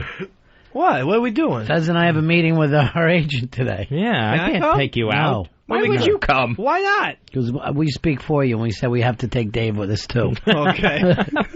And be sure to tell him about Dave. He's flying in to help us with the Earl situation. Oh, fuck it. And he doesn't, Earl will not talk to us anymore, by the way. Any of us. About what? Didn't talk to him this morning. Why won't you talk to you? We're all busy, but he's not talking to us now. It's his new thing. Well, you guys were doing work in here. I was doing work in this room. I mean, and then we... But we like a little pep talk from the chief, you know? Helps us. Hey, Zachary, you're on Ron and Fez. I think what Dave needs to do is, you know, take this Jonathan and Casey out to dinner. He just needs to order for the table. Order for the table. Damn, I wish that tattoo artist was here today. I went ahead and ordered for the table. The most fabulous ending to anything that's ever happened. Now, Fez, has everybody sent you the stuff about who that guy was at the counter? No, I haven't gotten any of that. He was shown up, if you were watching earlier. He was Phil's nephew. Oh, okay. And the black guys were involved in the car thing before, so they had a problem for him. Yeah. They tried to shoot Tony in, I believe, season 2 or 3. Right. So it was all callbacks. Oh, okay. Of guys that would have had reason to whack him. Now, Meadow did an interview and said, yeah, I was shocked by the ending, too, because the way we shot it is I went down and sat at the table, and then we all talked, and then it faded out. Right, but they also said that there was multiple endings shot. There wasn't, though. That's what Gandolfini says in the post, though. I think he's wrong. I think, as far as I know, there's only the one. Yeah. So they were just going to talk, and then that would fade it? It was going to be a fade out, yeah. Yeah. Family conversation, fade out. I don't know. Still doesn't feel complete. Now, someone else There's said... no way the production company, knowing that within 3 or 4 years they can have a $150 million movie easily, is going to throw that kind of money away. Right. I also heard that they might come up with the... they're going to give you the ending on the DVD. I won't be buying the DVD for that reason. That's just another... I'm a fucking sucker, because I will be. Well, that's just a reason to make us fucking buy something instead of getting it for free. I know. It's crazy. I gotta see what happens. I went ahead and ordered for the table. Brilliant. True words never been spoken. I just want to go on the record and say Jack Daniels, baby. What record is that? The drunk record? Yeah. Smooth and crisp. What's crisp? Got a whiskey. Since 1904. John, you're on Ron and Fez. Hey, Ron and Fez, you guys are the greatest. Yeah. Hey, Dave. Yes, sir. Quick question for you. This girl, despite of everything you have done, all the crazy shit, this girl loves you. In about a week or so, this girl is going to be your wife. What is there to worry about? We know what's to worry about. The guy, Jonathan maybe making a move or something like that. That's what's to worry about. That's what I gotta come to grips with. And how to solve that situation, I don't know yet. Here's John. John, you're on Ron and Fez. Yeah, hey, Dave, I've been seeing my chick just about as long as you've been seeing yours, and I'm in a similar situation. She's got a fella that she had a relationship with, and she's calls him one of her best friends or whatever. They live one street apart there. I literally want to kill the guy, and I just fucking woke up out of a cold sweat dreaming that she had stayed the night with him. I turned my radio on and fucking, you bastard, you're talking about this shit. I'm sorry, John. My radio, nah, dude. No, and then my radio beeps. It's Led Zeppelin. I go to Top Tracks and it's fucking Heartbreaker. I'm trying to call her. She don't fucking answer. Well, what the fuck do I do, man? Because I'm fucking going batshit nuts fucking thinking about this shit just like you, David. I mean, I'm fucking head over heels in love with this girl. I tell you, next time I'm in Chicago, Johnny, let's fucking hang out, baby. Let's paint that town. Let's paint that town red like it's never been painted before. What are you talking about? If I wasn't a What's that got to do with it? I'd be racing to the bottom of a 12-pack right now. I'm just saying we got a lot in common. So I wanted to say to Johnny boy. No, but Ron, anything you can fucking tell me, because this shit really is driving me fucking nuts, man. I mean, hello? I don't think, I think the only thing we got to do is hang out sometime. You're not going to go to Chicago. It's just crazy. In New York, dude. I'm trying to fucking talk to sober Ron. Shut up, Dave. I fucking sympathize with you, but shut up. Dude, if you're asking me what you should do, you're in the same position as Dave. You got to either trust her or not trust her. But you can't be sitting around being fucking crazy about it.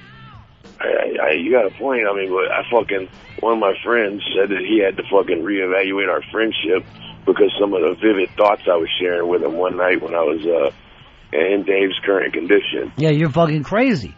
You're insane. You're making shit up and you're punishing yourself. You're sadistic. I just fucking, dude, it's fucking, man, dude, it sucks. Yeah. I tell you what sucks, baby. Backstabbers. Johnny? Lily has nothing to do with this. Yeah. You're not listening. Thanks, bro. All right, Judas. Fuck you, Judas. All right, who's the backstabber, Dave? There's a few of them. Who? There's one outside. There's a couple in here. Who's outside? I think one of the backstabbers was Earl. Right. Who else? He hurt me today. Big Who time. else? Jonathan, we all know that one. Right. Okay. Lily. Yeah. Okay, so we got 2 inside, 1 out. I don't know about the inside now. You agree on the Lily thing, Pitsy? Yeah, I mean, she stuck up for him. She stuck up for Jonathan throughout the situation when Dave needs good advice. Even if she's lying, she could fucking just tell him. I got Rooster. Know. That's it. You got Rooster for I got Rooster. I can lean on Rooster. That's right. Here's another guy I know you can trust, Magoo. Hey, Magoo, what's happening, pal? Hey guys, how you doing? Hey. I love runner-ups, Mr. B. Silver. That Silver could be cup. you. Hey, so Silver, first loser though. All right, Dave, little advice that from my experiences in life. I had a chick when I was in Iraq, whatever, left me for another dude. Gave me some bad trust issues with women. I got home, had a new girlfriend. She started to go to college. Had bad trust issues with her. Wouldn't trust her with anything. Okay. Pretty much. Lost her for that reason. And now I've come to the realization, dude, you can't try and tell her who she can see or who she can't see. You've already put half your heart into her or all of your heart. Just put it all into her, man. And if she breaks it, she breaks it. But if you love her and you know the person she is, she ain't gonna do nothing wrong with your heart. And you guys will be happy together, man. All right. That's the way it is. You got to go through life, you know? You know the... That's a Marine there, baby. Semper Fi. None of those guys can keep chicks, if you ever notice. Marines have the worst fucking thing. But, you know, the same issues you're dealing with here are the same issues that Fez tries to do, and basically they're control issues. Yeah. Where Fez wants to know, is everything safe? Uh-huh. Right? Yeah. And you want to know, can you always feel, like everything is safe in your relationship? The answer to both of you is no. That everything is never safe. That's not the spirit of the universe. Your thing here is you're handing your heart over to somebody else. Yes. And you're saying, here, I want you to take care of this. Yeah. Then you have to let her take care of it. You cannot go around and yell, are you taking care of that? Are you taking care of that? I don't think you're taking care of it. But, I mean, I don't know. There's no way to make it safer. I mean, if I could eliminate this one problem... It's not going to be 100%. Nothing will ever be 100%. I agree with that, because, if, say, maybe even if Jonathan left the picture, fingers crossed, probably another guy comes in. Why wouldn't guys be attracted to her? Guys are going to be attracted to her. I know. She goes to the supermarket, guys are going to be attracted to her. I know. She's quite the beautiful, right. Broad. But I'll tell you, look at Alki. You don't see him panicking over Solera. No, but, he's always been a little bit lazy. So you think that he isn't handling himself correctly. He should be more like you. No, I'm not saying anybody should be like me. I fucking know what I got wrong with me. But what I'm saying is, can what I'm doing be construed as passion? Have we all lost our minds here? Well, why do chicks always fucking say this is jealousy when what this is fucking care and love for them? What part is care and love? You're saying you don't trust her. No, I trust her. I don't trust necessarily other people. Right. Or him. But that becomes back to this thing. Guy. It's not so much that you love her, but you love the way she loves you. You know what I'm saying? Okay. Instead of going, I want you to be a full person. Right. And do everything that you want and everything that gives you pleasure, you're trying to say to her, I love when you act this way towards me. Yeah, I agree. So that's with that. not love. That's selfishness. That's you having something, not you giving something. That's the fucking thing that you're learning to deal with. So you're saying that for me to truly love her is to love every aspect of her. To truly love her is to be able to take yourself out of the fucking picture. Right? That's okay. Unconditional love, which is probably the only real love. That's mind-blowing. Yeah. But I'm starting to see what you mean. I mean, I should love her with everything. I will just tell you this. I've received unconditional love in my life, and it's different from anything else. It's fucking different from everything else. I don't know if I could give, if I've ever given unconditional love, but I have fucking received it. Wow. And it blows everything else away. I mean, like, I want to achieve that, but I don't know how to, you know? I mean, I think I can, but it's not easy. You have to love her for who she is. I do. Don't you think? Yeah, you're... I'm sorry, but it was, but you were trying to change things in her life. Well, I mean, I'm not trying to change too much. I mean, you know, think about some of these things, like... If you would do... You can hold on to this thing that you want, all you want, okay? You can hold on to it as hard as you want to. But that is the thing. If you can trust her and love her, it means giving up control. And that's faith. Right. That's fucking faith. Faith is that belief in something that you cannot fucking 100% prove. That's why it's not science. Science tells us the people that get together are not going to stay together. Doesn't fucking work. But you make this ridiculous thing of faith because that's what belief in something higher is. But what if I trust her entirely, right? Yeah. And then don't trust, you know, a couple other these You characters. have to trust her to be able to handle it. I see. Yeah. All right, well, that's fucking And, see, being a person who receives unconditional love, I can tell you this, you are free to fuck up because that's what human beings do. It doesn't mean fuck up in the way that you're thinking right now, but human beings will make mistakes of all different kinds. Okay. But if you could love that person, no matter what they do, then that's love. Yeah, and I do for the most part, but you're right. It's for the most part, it makes it conditional love. Right. And then there's piss in the fucking well right now. Okay. All right? Yeah. And the piss is this jealousy thing that you're feeling. Yeah.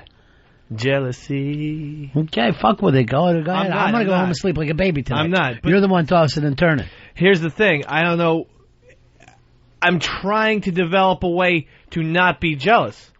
I don't know if that's, therapy or this or that, or do I read books? How does one get over jealousy? That's what I'm asking. I mean, seriously, I want to change. For fuck's sake, I'm not... But are you able to sit and talk to your chick the way you were able to spout off this shit here, or are you afraid to do that? No, I'm able to do that. And she already heard all this stuff from you. She's heard it, yeah. And you're not... I'm not going to lie to you. Yeah. I've definitely said more times than not when I've had a few cocktails. Why don't you be brave enough to talk to her and then be reassured why you're fucking sober? Yeah, well, I mean, because... I don't know. Because, one of the... You're acting like an infant right now. I let you run around with it for a while because it was fun radio, and I like seeing you crazy, and I like getting Pitsy crazy.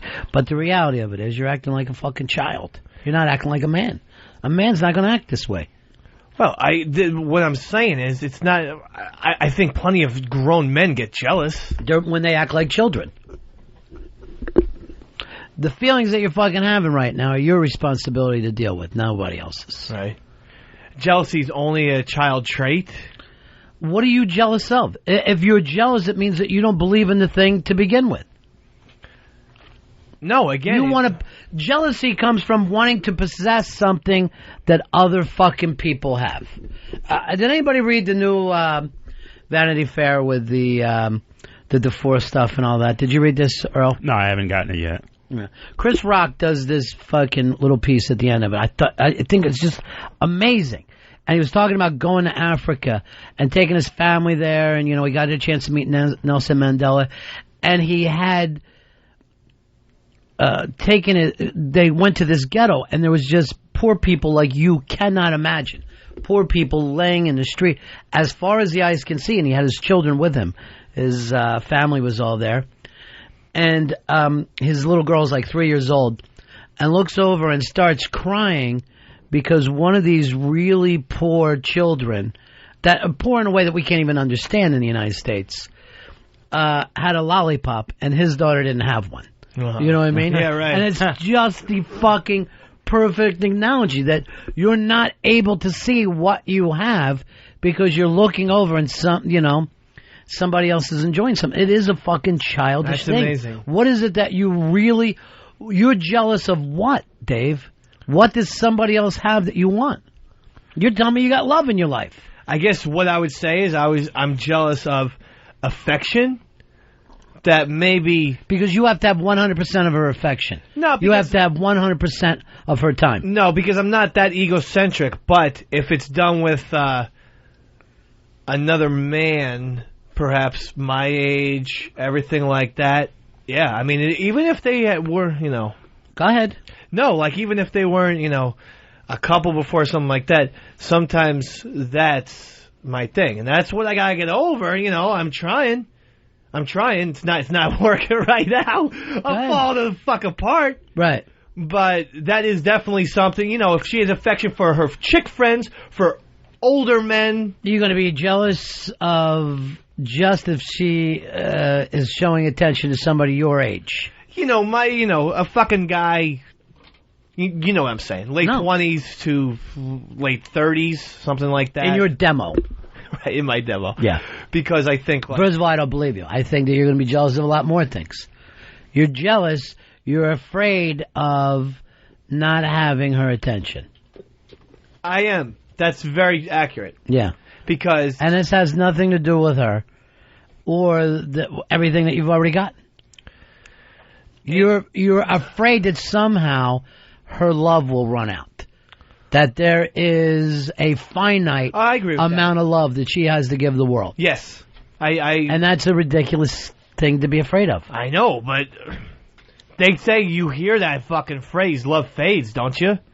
So, Who says that? Elderly couples that have been in love forever? In Annie Hall, I don't know. It always stuck with me. And what happened to Woody Allen? Who broke up his fucking marriage? Him. He did. Yeah. Nobody turned on him. Well, this is blowing my fucking brain, but I'll say this, I guess what I'm most scared of. You are afraid because you do not think that you're worthy of love. That's what this fucking is about.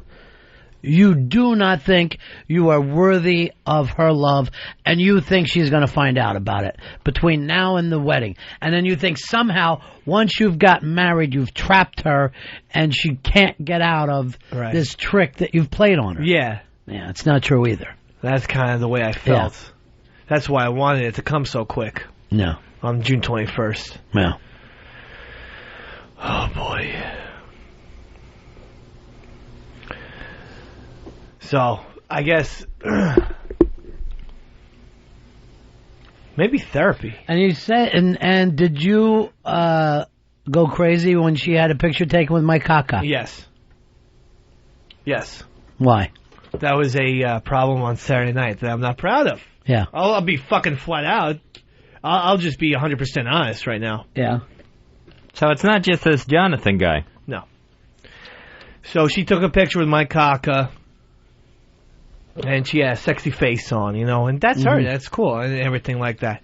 And so I go, oh, you shouldn't have taken that picture with that sexy face on you because I feel, I want to have the pictures with the sexy face. Mm-hmm.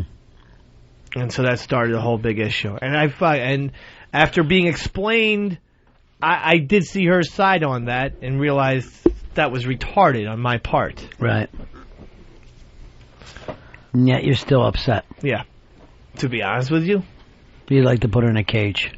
No. You would love to put her in a cage. So she doesn't have to be with anybody else. Hide her away from the world. No, absolutely not. I think she's such a fucking beautiful creature that I'm proud for to have her on a leash. You're proud to walk down the street with her on a leash. Absolutely not. I'm proud. I'm really proud of her. Just A, for her personality. B, for just who she is. And like when we hung out with my friend the other day, and I couldn't wait till she got to the bar. Good news. Yeah. Mike Kaka will stay away from Casey. No, I don't want that. No, it's happening. Who else? Who else do we cut out of her life? Congratulations, you're Pitsy now. The guy, well, it's interesting that you would say that. Because the guy sitting to my right seems to like to MySpace her every chance he gets. Are you honestly a little jealous of Pitsy? I'm not jealous. I want you to be honest. I am jealous of the tension. Yeah, I think you fucking, and it's crazy because I never had thought about it like that. Right. So you just blew my. I've said it a million times, but like I just got fucked crazy.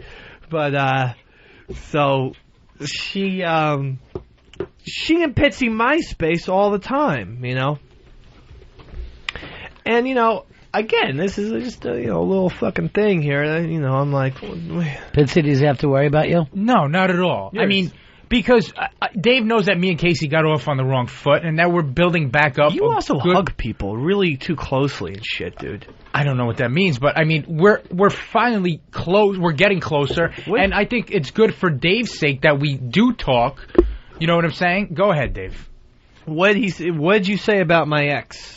Just between me and you, say it. To I Ron said and I Fez. thought Claire was cute. And that you wanted to... No, I said I had a crush on Claire. Turn on your light. Let it shine. So you're still upset about that? No. What I'm saying is, if he had a crush on Claire, right, and he was always... He didn't act upon it. Quote-unquote friendly with her... He didn't act upon it. Haven't you ever met people and you get a little swept up while you're talking to them, just being able to look at them? I mean, a person who appreciates women, you know, you could look around at women all the time, whether you're watching a movie, you meet people on the street, and think, God, she's fantastic. Doesn't mean that you act on it. No, I know. And again, I don't blame Casey about any of this. I think she's a recipient. But Pitsy, you know... And Pitsy's one of my best friends. So you know what? This is what Jonathan should do. Would you like me to stop? No. Haven't I asked you before? He's asking you right now. He's offering. He's asking you right now. Would you like me to stop? Tell them if I haven't asked you before. Answer his question. I would like you to cut down. How about that? We'll give him a percentage. How often can he MySpace her? He can MySpace her 2 out of every 7 days. That's more than what I do now, but okay. You do not! See how he can't finish it, Ron? Yeah. I offered to cut back, and he won't even give me a straight answer. 2 out of 7 days. Fine. 2 out of 7 days. I respect your decision. 2 out of 7. Yes, he's got it. Just like Johnny Boy. 2 out of 7 would be cool right now. Why doesn't everyone just do 2 out of 7? How often does he contact her? I don't know. I don't know those official statistics, but in my head... Mm-hmm. At least 14 out of 7. You are... I think you fucking hit it best when you say it's all in your head. I think you're insane right now. And I don't mean that in a bad way. I'm just telling you, as your friend, it might have to do with the wedding coming up. I think, you know... I think it's got a lot to do with just the way you've lived your life all the way up to this point. You know, we got back in the other thing. I remember you were never even comfortable with Claire talking to us. Right. That whenever she would start to talk to us, you would be all embarrassed and thinking that she was stupid and telling us to stop. And the fucking girl had an MBA, and she and I would be discussing paintings because I was learning about the art world, and you're like, oh, Claire, shut up, he doesn't want to talk about that. And then you would try to pull the attention back your way. Well, that I did feel like she would say something stupid. Yeah. And then you would not like me as much. Right. Whereas, sorry, this is the last shot of Jack Daniels. I would have preferred you kept her from eating rather than talking. Whereas I know Casey is cool as fuck, so I like it when she talks to you guys. Then, because then it shines favorably on you. Yeah, because that's how highly I think of her. She's right, the best but it all comes back to how things appeal to you, not that person. No, I wouldn't seeing that person as an individual. No, I understand what you're saying, Mr. B. I slightly disagree because I so love her that I'm actually proud of her, like her. So let me just say this: because of this fucking show that got pulled off the rails today, okay, you've lost the support of Deb for the wedding. What are you talking about? She no longer thinks that she can support the wedding anymore. Let's talk to somebody who knows how to handle women, Uncle Inky. Okay. Inky, how are you, my friend? Doing all right, buddies. What's going on? Dave, listen, all you're doing is showing weakness, man. Think of it like a wounded animal in the forest. If this guy Jonathan really does have an ulterior motive, then you're actually doing the fucking work for him, man. I know, that's what people keep telling me. And Ronnie just said it best, so I gotta rethink my whole fucking position on all this shit.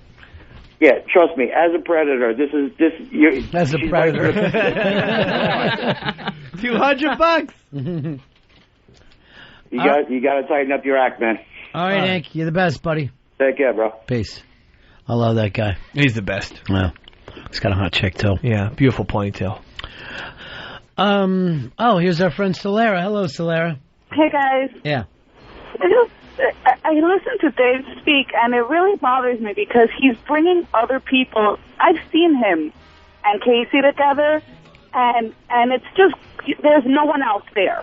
When they're together, there's nothing else going on around them. And it's something you don't get every day, and it seems like Dave is so scared of that connection that he's bringing other things into it to kind of dilute it. And you're setting yourself up to the point where either you're going to keep testing the relationship where to the point where you end up cheating, or you're going to push her to cheat. Well, I would never cheat, but... You say that, but it's very simple. How? It's your subconscious working against you, where you're so convinced that someone else, that your relationship isn't worth it, that it's not strong enough, where you test it by putting up these ridiculous rules, by making assumptions, by pushing someone to the point where you're testing your relationship just to see if it's real because you don't trust it. Would you hang out with one of your ex-flames while Alki was around?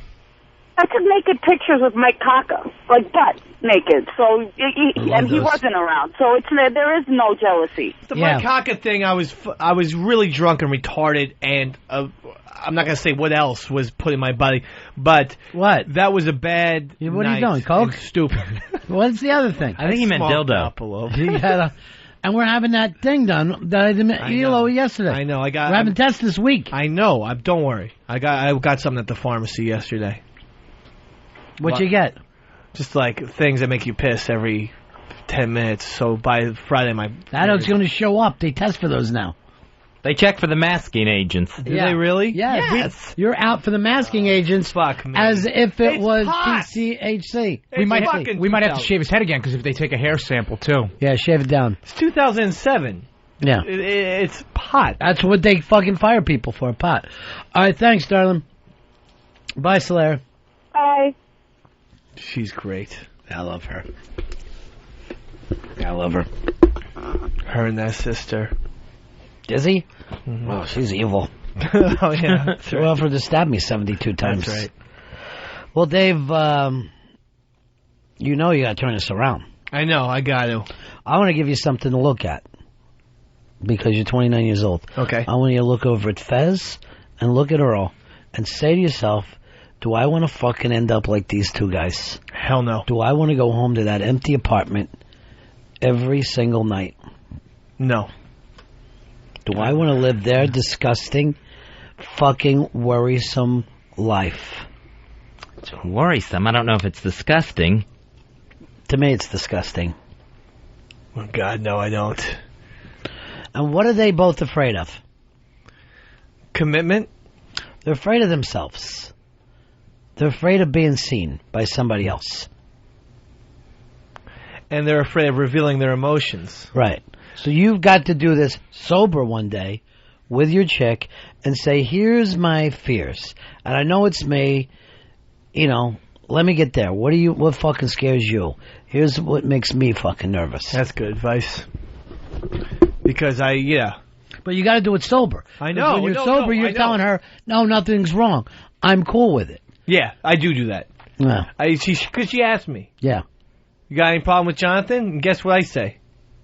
Nah, not really.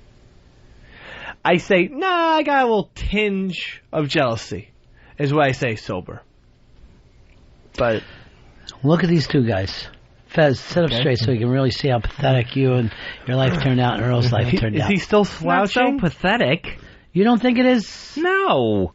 That lonely apartment. You came in here and said you were alone for 17 hours a day. Yeah. Do you want to be alone for 17 hours a day? God, no. Earl, you want to end up like Earl? Taking a Earl shower in the fucking back room with a... Earl shower? That's where he just rubs something on his pits. Keeps on going. Wet paper towels. He throws a little under the ball shaft so he can fucking freshen up and then keep going. I know. Earl, would you want anyone to end up like you? And tell the truth. No, I will be the first to. Do you see yourself as a nightmare? Yeah. Oh, yeah. I beat myself up daily about it now. I'm like, oh, my God. I mean, my family beats me up about it now. Right. my friends beat me up about it now. I mean, it constantly keeps getting thrown back in my face, and I throw it back in my own face. Here's the sad thing. Look at these two guys. No one's ever going to call them grandpa. No one's ever going to call them pop-pop. That's true. Who's going to be for these guys when they're fucking old and gray? Nobody. You're going to have to hire a fucking temp service to go over and see if either one of them are dead. Uncle June. We got two fucking Uncle Junes here. I never thought about having to go in a home. Where are you going to go? In a home, but I just hadn't thought about it. What do you think? You're going to be one of those people who go to a niece's house? That would be nice. Doesn't happen. If they would have me. A niece doesn't want you. A kid feels like I have to. A fucking niece is not going to do it for you. And Fez passes out a lot. I know. He's going to be one of those guys that a cat eats his face while he eats his corpse face. But would you want your life for Dave? No. Why don't you come to him like the ghost of Christmas future with some kind of rickety skeleton finger and point? And you could end up like these guys. I know, and that scares me to fuck, Mr. B, because I do know that. Yeah. I know that should I ever lose her or something like that, that's it. But, oh, yeah. That's it. But both of them, here's what they have in common. They are afraid to love something more than themselves. That's right. They're afraid to say, this other thing is more important than my daily comfort, my daily wishes, blah, blah, blah. Yeah. And at least I don't think I'm afraid of that. Well, look how you're acting today. You're fucking it up. Probably if this girl wasn't head over heels, she'd be done today. You think so? Fuck yeah. You humiliated, you attacked your best friend that she grew up with. You attacked her trust, and you did this all as you derailed the last 2 hours of a radio show. Right. Oh, boy. I didn't try to do that. I just tried to explain some of my passions. Here's Ears. Ears, you're on Fez. Yeah, how you doing, Ron, Fez? Yeah. What can we do for you, my friend? Hey, I went to LA chapter of the Hells Angels. Mm-hmm. And we're on our way down there. We'll be there on the 19th. Sounds like you all got one hell of a clusterfuck going on down there, so we do. We're going to come there and straighten things up. Take care of this Jonathan for Dave. I would not mind having some angels since it works out security-wise. It worked out so well at Altamont. I would it did. I would not mind having... We'll do security for you also. We're one hell of a security people, too. I guess we could pay him off with beer, as Mick did. Oh, yeah, we can drink plenty of beer. And Big Mama... Who's fighting and what for?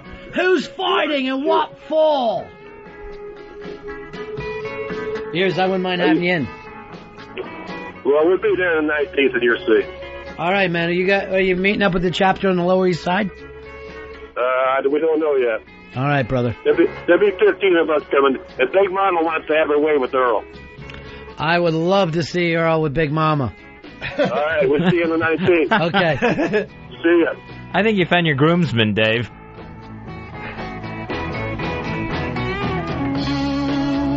I just feel like fucking tying off right now.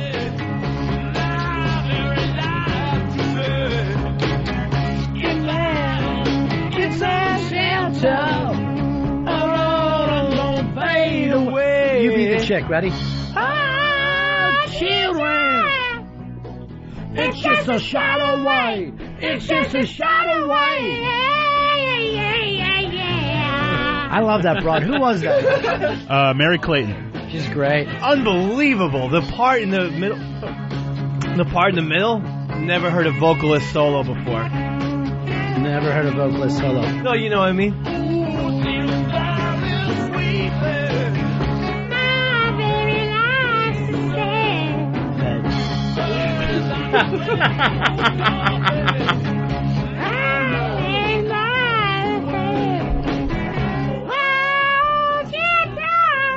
You know, this was not really the Altamont song to play, Earl. The Sympathy is the one that it all went down. Where, Earl, if we're at the fucking Hard Rock and the Angels show up, wear lime green suits so when they stab you in front of the stage, Hey, man, someone just knocked out Marty Ballard. That's the best part. Someone knocked out our lead vocalist, man. Fucking rock shows were so disorganized and unprofessional. Did you ever see Monterey Pop? Oh, yeah, of course. It was like the first big outdoor concert. They were so stupid that they had chairs all lined up, that they had no idea. And people came and sat in these little fucking chairs. They had like about 800 chairs. In the meantime, like 40,000 people showed up. The ending of this movie is one of the greatest endings to a documentary of all time. Here's your girl. It's just a shadow.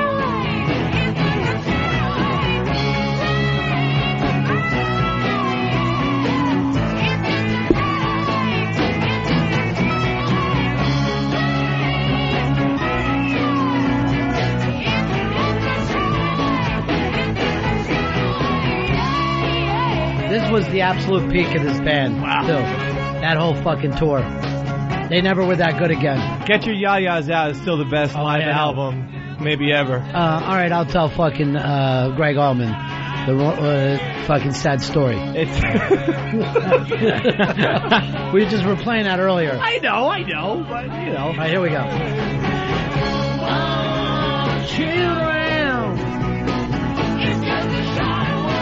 You know what? This makes you just want to swim through the nods.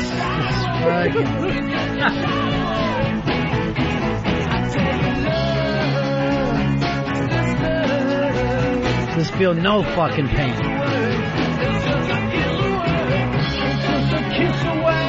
It's just a kiss away. It's just a kiss away. Kiss away. Kiss away. He's so stupid. You know, seriously, at some point we should get together and all fucking thank Keith Richards properly. Because he's not going to be made into a knight. So at some point we have to say, yes, we know you were the fucking Stones. Of course he was. Not that effeminate fucking singer that got all the praise. Well, come on. No, I won't.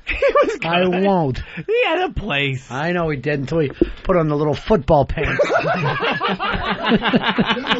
the football pants? Everyone always comes back to the football pants. I can't fucking deal with it. I know. He must have been shocked they didn't catch on. I was just like a weird thing. Mick has always been into the latest fad. Yeah. And I think like football, like American football was blowing up so much that he just decided, I'm going to wear a football uniform on stage. Because he wanted to wear tights. He wanted to wear nylons. He couldn't get away with that. No, it was retarded. But that album that he did that on is actually pretty good. Love You Live. The double disc, no? No. I'm with you on the Get Your Yayas Out. I could fucking listen to that album best. Every fucking day of my life. That's by far the best. But but Love You Live is pretty But good. it's really funny how few great live albums that there are. There's not a lot of great live albums. I know. Pearl Jam is my favorite band. They have not put out a good live album. And they put out 100. Remember when that thing where they went out and bootlegged every fucking thing in the world? Yeah, their past like 100 concerts are on CD. Yeah. It's ridiculous. The Doors is supposed to be always a good live album, and the Doors live in concert I don't dig a lot. Yeah. That much. There's like a couple of good fucking performances that they've done. There's a couple of different things, but not as a full album. It's not a full album. Yeah, I understand what you mean. Moonlight Drive and Gloria are great on the Doors live album, but the whole album in and of itself. And GNR is maybe my favorite band, and their live album is terrible. Why is it so difficult to capture that, Earl? What happens? Why can't a decent engineer come in and go, this is what we're looking for? They always look for, they always try to find like the right. Don't you bring up Frampton Comes Alive to me, you son of a bitch. No, because they always try to, they for whatever reason, they refine it. They want to tweak it. They want to, the noise. They never, I don't know. I do not know if that's true or not, Like, the biggest fraud ever perpetrated on the American public was the Kiss Alive album. Yeah. Which was Kiss was. You don't have to get the Kiss Alive. It was not live at all. He said everything got sweetened in post-production. He said, we took out guitar solos that were bad. We made we multi-tracked the audience. We did all of these things. And then the question. So what's the great live album for you? Great one for me would be. It's either A Frampton Comes Alive or Live to Phil Maurice. You're a fucking idiot for the Frampton Comes Alive. You and I can't be friends anymore. And you're going to pick Frampton Comes Alive over Full House, Jay Giles Band. Come on, brother. You're my you're my OR brother. That's the only band that you would play the live versions. And then that Seeger always gets played live on the album or at Rock. Live Bullet? Yeah, Live Bullet gets played.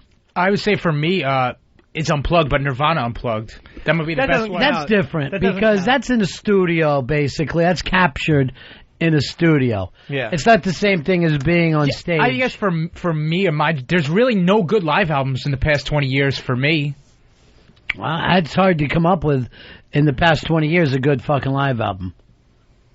I can't. I mean... All right, The Velvet Underground, are you waving to me? The Velvet Underground, ready to take his move here. Very exciting. AC/DC Live? Stop it. You look like you're in Devo already. I was hoping you'd pick Devo. Not bad. It's not bad. It's not bad. But that's not the last 20 years. Yes, it was. It was 91. Was? 91 was AC/DC Live. Why did I think that was in the 80s? No, the You would have thought it was in the 80s. The big one, AC/DC Live at Eckerton or something like that, is 91. All right. Good call, Underground. That means you get another opportunity. Something pops into your mind. Oh, he didn't waste it. Chalk that one up. Here's Joe. Joe, you're Ron and Fez. Yo, buddies. I hate to bring it up again, but At the Film Waste has to be the best one of all time. It is a fucking hell of an album. And again, I could listen to that over and over and over. How about a band for like guys from that era before the flood?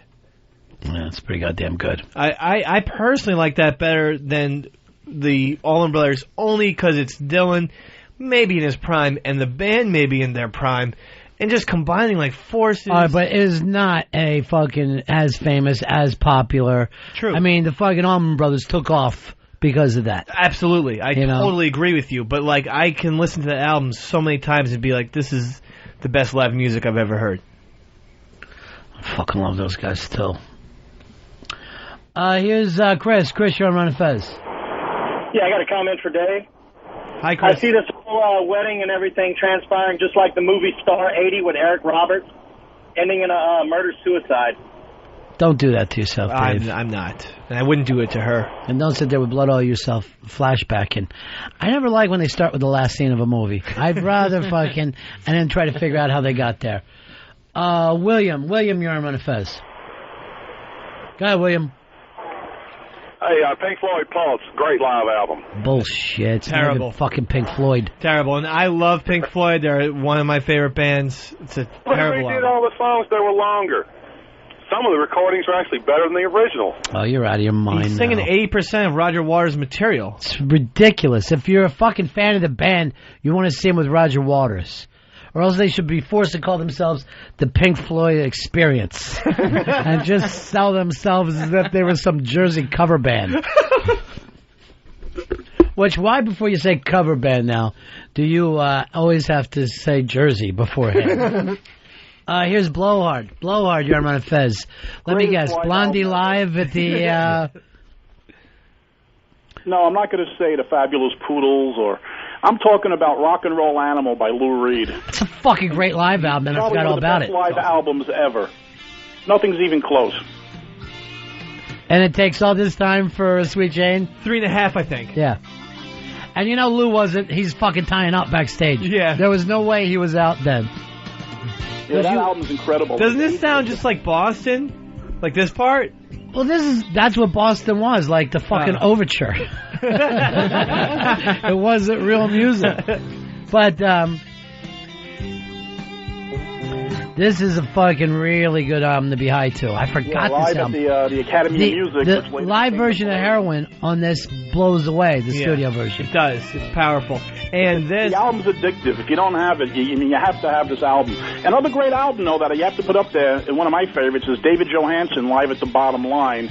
It was a promotional record they put out at Epic, and it was just promotional, and it was getting a lot of play. And is that because you got it for free? Remastered it. Everyone gets it for free when it's promotional. No, but I'm saying this was only promotion only. WNEW, I think, even had it live. And they finally released it commercially and cleaned it up, and it's still a great album. David Johansen Group, Live at the Bottom Line. This fucking song to me sounds like Tying Off, but in the summertime. You would not get fucking high and listen to this in winter. This is, I'm gonna fucking put the speakers up to the fucking windows and tie off on the fucking front steps. Hammock material. When it kicks into the... I know.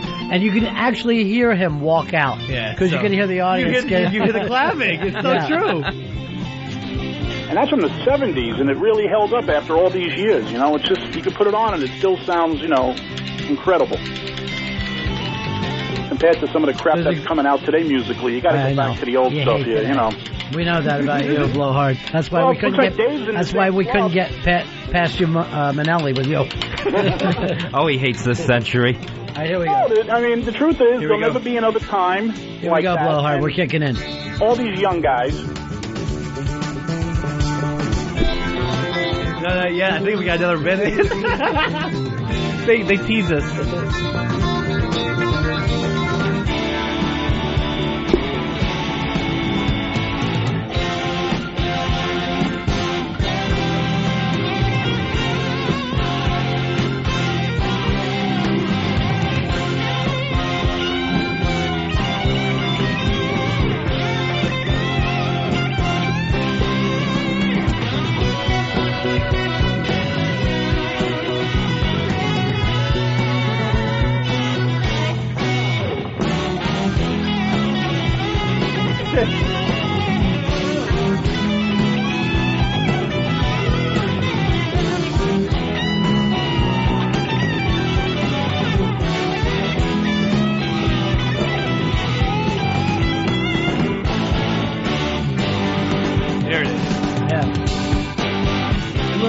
To go out. Too long.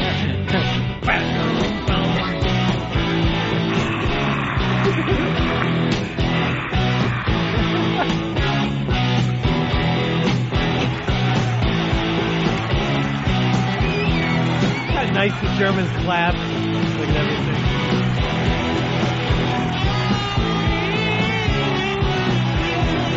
Come on, the rock star who reads books.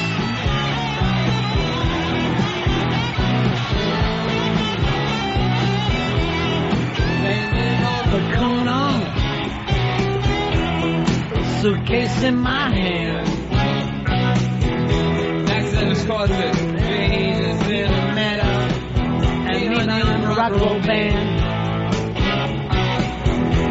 Riding in a suspicion. Those were different times. They studied rules of first and ladies. They ruled their eyes.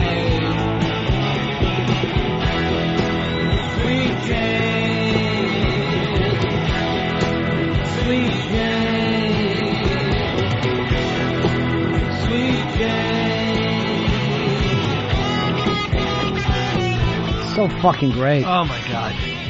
Every time you start to take Lou for granted, then you fucking hear something again. You say to yourself, what? Who's better? I feel a little drunk, but I feel so much better. Sure. It's about my life. Yeah. This is the story of you and your chick. Yeah? Sure, she's Sweet Jane. That's what he's trying to say. Money. When they get home from work, sitting there by the fire, the radio just play a little classical music for you kids. March of the Wooden Soldiers.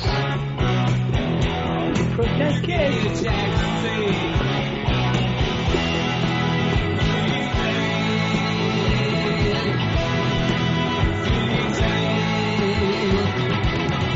All right, Blowhard, you hit one out on this.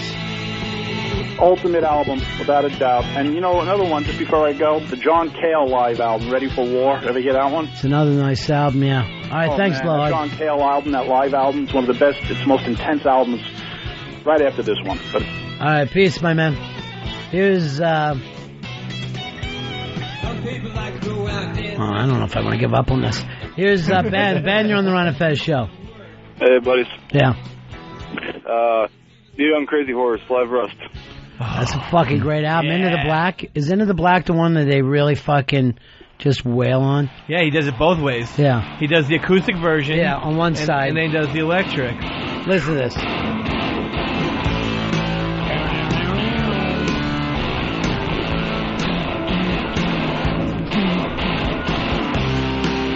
So fucking ahead of time, it's ridiculous. And the Devo kids were playing with him then, too, so be happy about that. The Bobs. Hey, hey, my mind. Rock and roll can never die. Wrong. There's more to the picture than meets the eye. Hey, hey, my mind. Take a big pull. Take a big pull. I'm gonna take one. Take a big one now. I reckon you're right through that bottle. Yo, baby! Canada! Hey, part of the XM Nation. Pay for this and we give you that. And once you're gone, Oh boy. you can't turn back. When you're out of the blue and into the black. Let's write a letter to Neil Young and tell him that we're sorry that we disappointed him. Dear Neil. It's not easy to say. And the version of Tonight's the Night on this album. Oh yeah. Insane. Listen to this guitar. Tell me that this is not fucking 2007. Tell me that this isn't 30 years ago. Which is it? It's not. Is this the story of the Johnny Rotten? Johnny Rotten. It's better to burn out as it never sweet. The king is gone, but he's not forgotten. Come on. Come on, Neil. Play that axe. So fucking great. I can't believe the sound, though.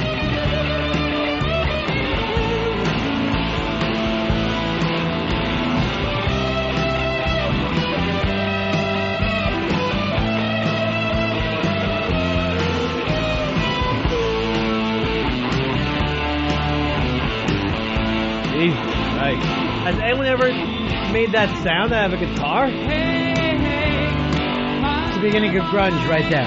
That's where fucking grunge starts. This fucking song. Rock and roll can never die. It's more to the picture than meets the eye.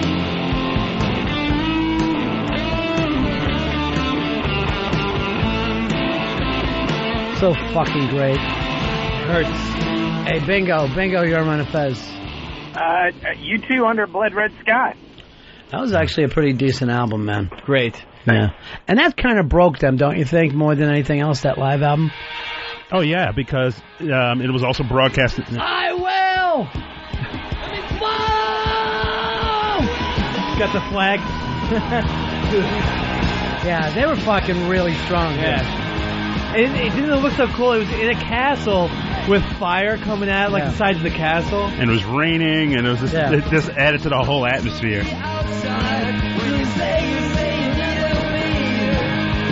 Such a great song.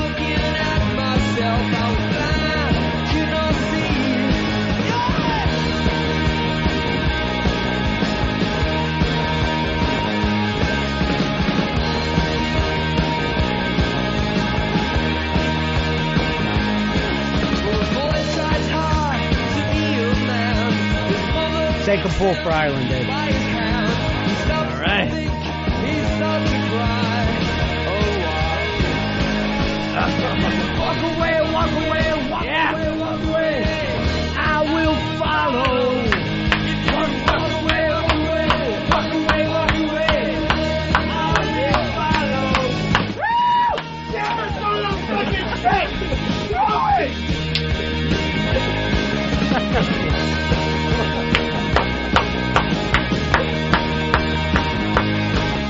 Get out of my house! Incoming! Cuervo, hit me!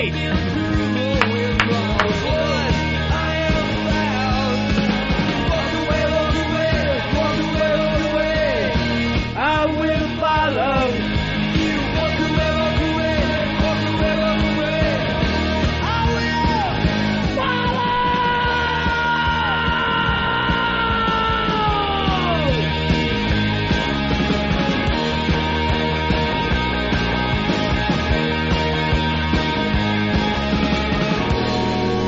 Did you see how quick Dave jumped in behind me and started destroying the studio? Oh, he couldn't wait, yeah.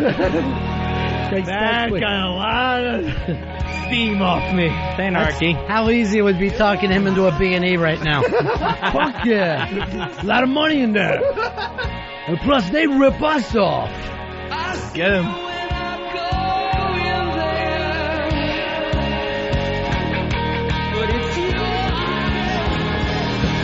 It's your eyes. It's your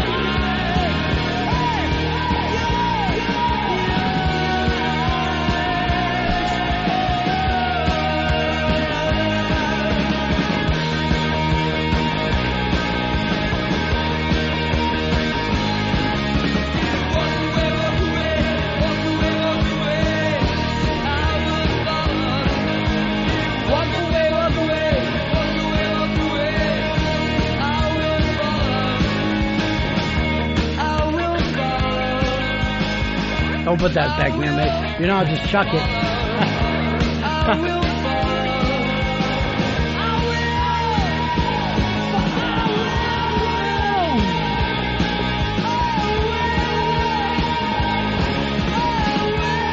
Hey, Chris. Ronnie. Yeah, best, buddy. best live band ever was J. Giles. You're right. Yeah. But my favorite album is Blow Your Face Out. Well, I don't know whether on the Free FM that you heard me and Perry Farrell get into a fucking Jay Giles thing, but it got a little too weird and inside. Nah, sorry, I missed it. No, I saw. Yeah, they were a great band, man. Oh, they played all night. Yeah. Give It To Me, Detroit Breakdown. Yeah. Must Have Got Lost. Just kept going. Detroit Breakdown is a great fucking song. But Earl's got to go right back to the AOR. He cannot get past his NEW training. And that's why he will never be Pepper Hicks. Mm-mm. You ever notice that? Yes. Does that kind of kill you, Earl? That when we talk about it, the inside the box stuff, you really are in a box. Hey, your chick brought up Talking Heads, Stop Making Sense. Very great album. Yeah. And weirded a lot of people out because it went so far away. You just brought up Pepper Hicks. He gave me this live album of Johnny Thunders. Oh, yeah. It's incredible.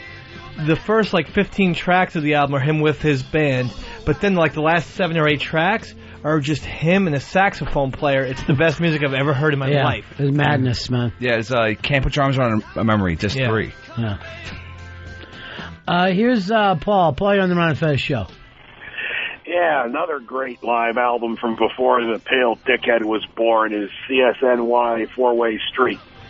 You know what? That's when Stephen Stills and Neil Young were trading off fucking guitars. Everybody sees that as just being this band of guys that can harmonize, but those two fucking guys could fucking play, man. Well, Stephen Stills is a brilliant guitarist. Yeah. So combined with Neil Young. And Stephen Stills never gets to fucking that rap, you know? Well, he got jealous, and then a year and a half later produced Stephen Stills Live, which one side he did acoustic and one side he did electric just to shove up Neil Young's ass. And that's when Young left the band. Well, you know everything about them, don't you? All right, I'll see you after 6 period. We'll pick this up again. All right, man. He did write one of the greatest songs in the history of music. For what it's worth, Stephen Stills. Yeah, it's a great song.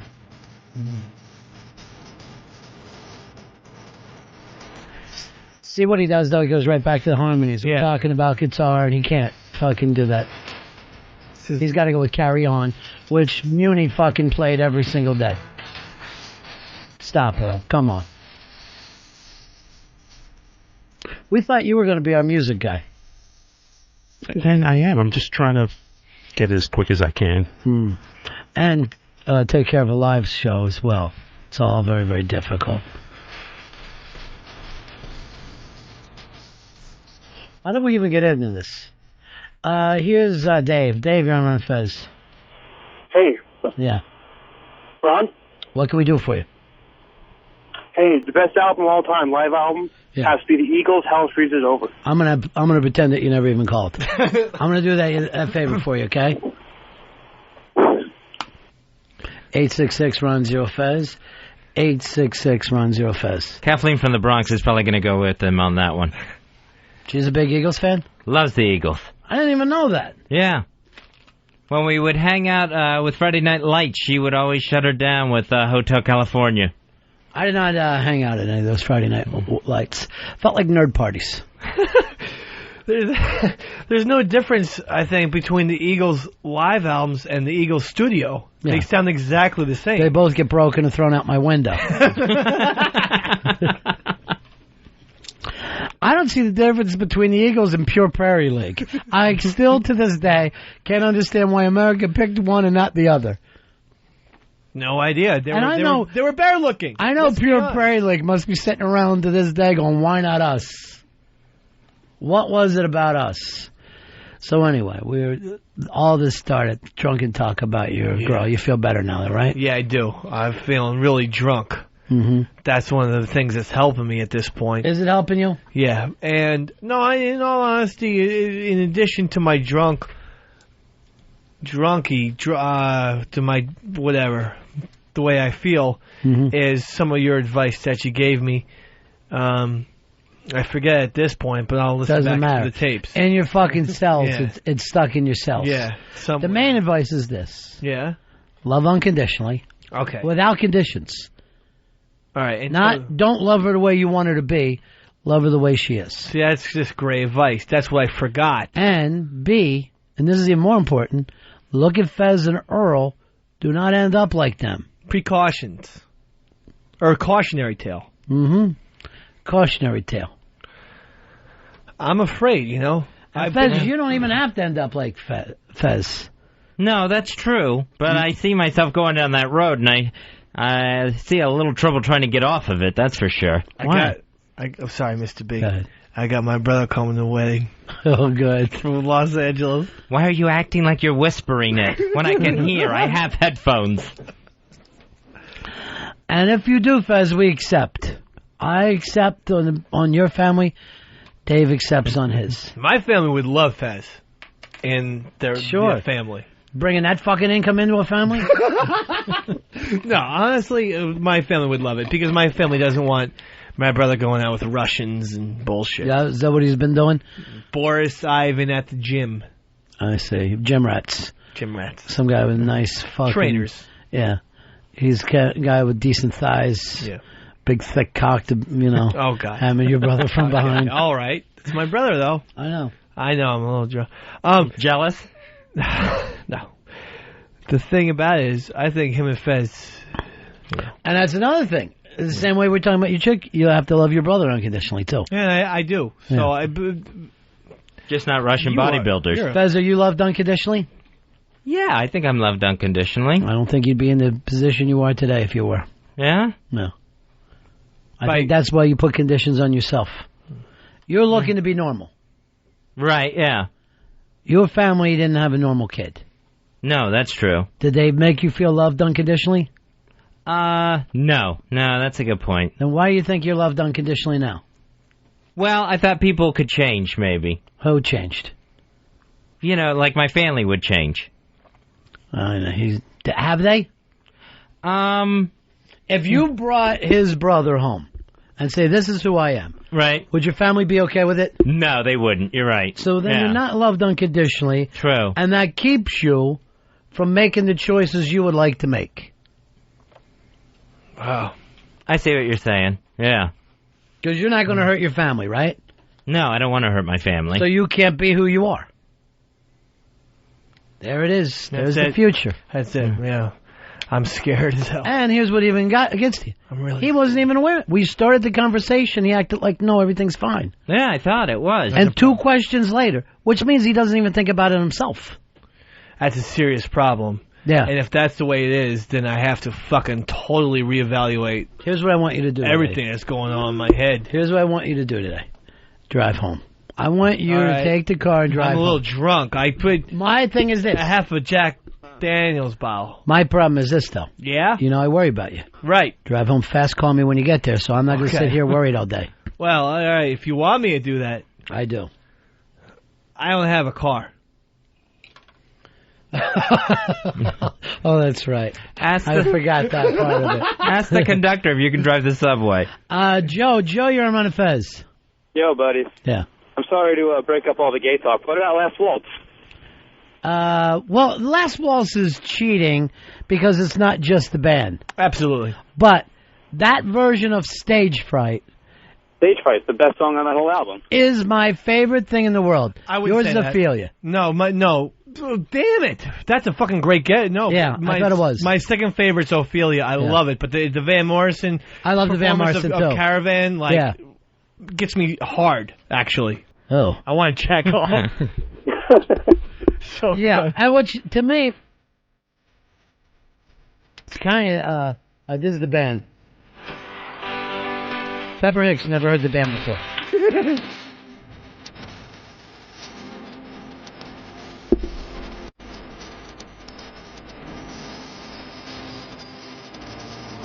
This might have been the greatest musicians we've ever had.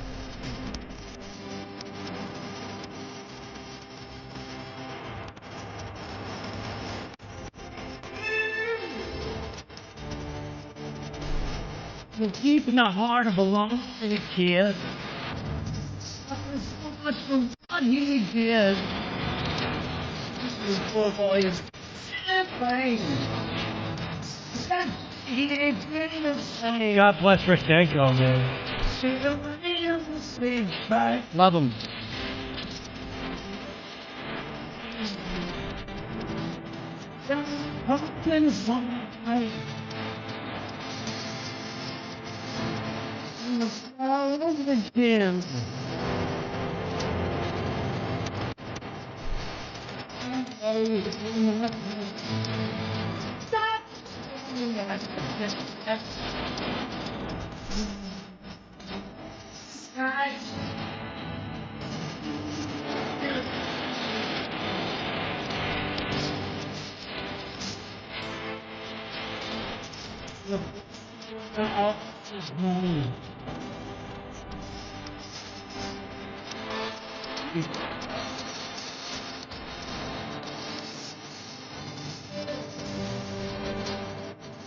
Wow.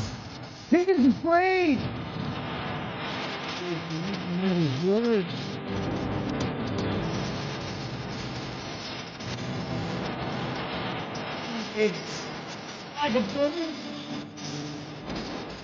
Yeah.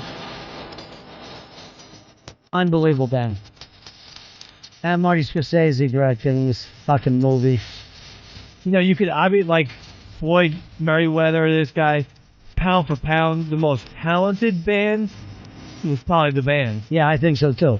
Because you had all great musicians that could turn around and hand each other their instruments Everything. and start playing. Retarded. And you had 3 great lead singers. Yes. And I didn't want something bad. You don't have to. Not today. Not under these circumstances.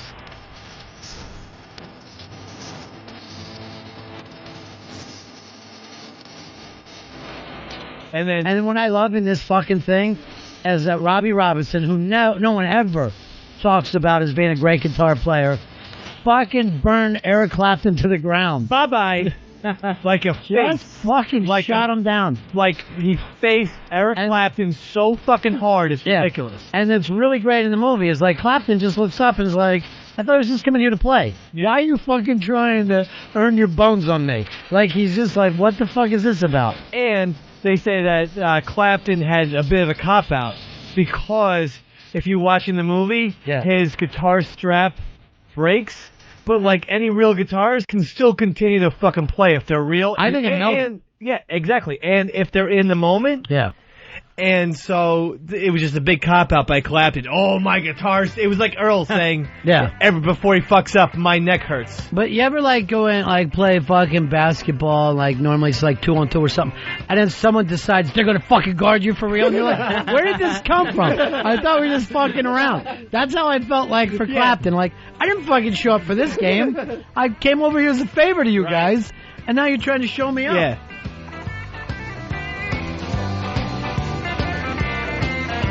Robbie Robertson's highly underrated.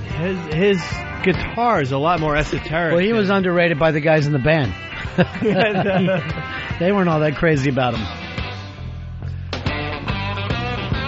Here's Bash. Bash, you're on Fez. Hey, Ronnie, how's it going? Yeah. One of my favorite albums, period, is Jimi Hendrix, Band of Gypsies. Oh. It's good stuff. Thanks, bro. Very good stuff. Not on that, huh, Earl? Here's Steve. Steve, you're on the Ron and Fez show.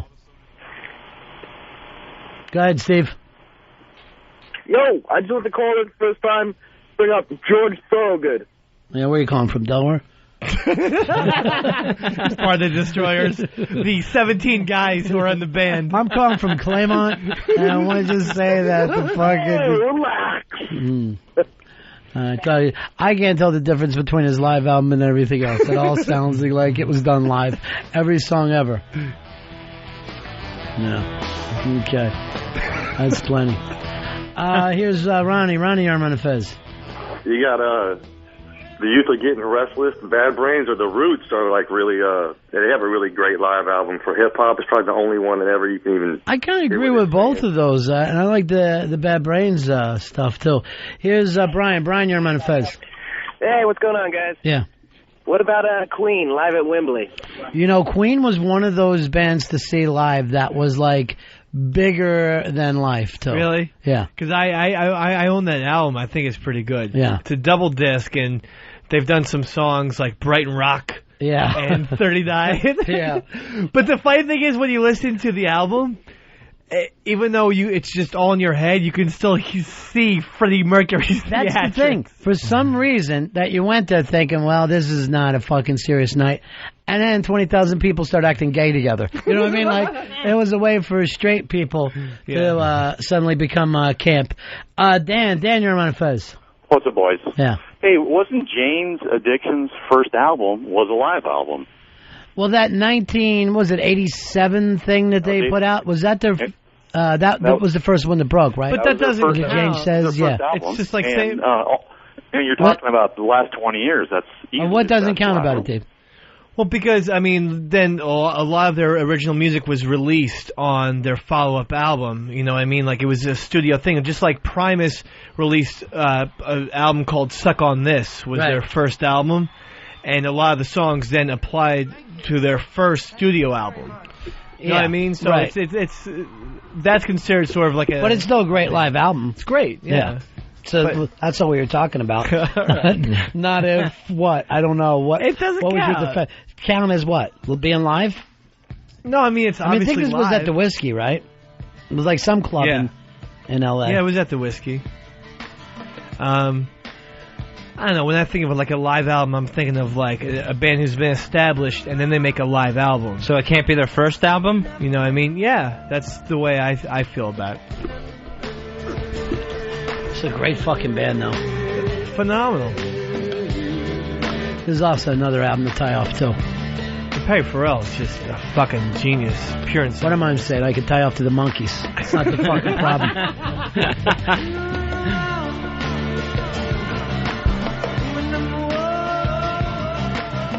Yeah, he is. He's a very good friend of mine, so he and I sing together.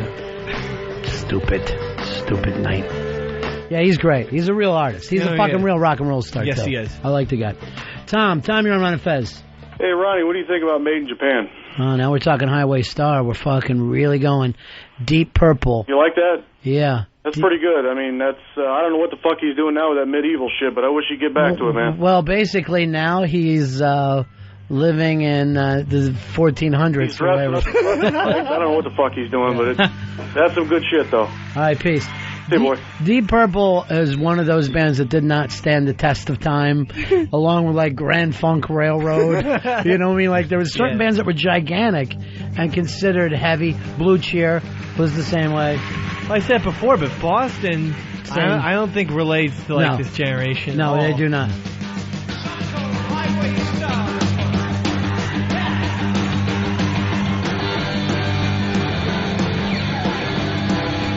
Yes, anyway. I know. I always thought Spinal Tap was based on this guy.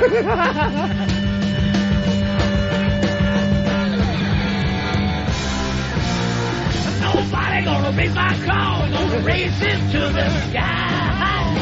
Nobody gonna beat my car, gonna break the ceiling high. Yeah, with the killing machine, they got everything. Like a smiling crowd, big man crowd is wild. I love it, and I need it, I believe it. Yeah, turn it on, alright, hold tight. I'm a highway star.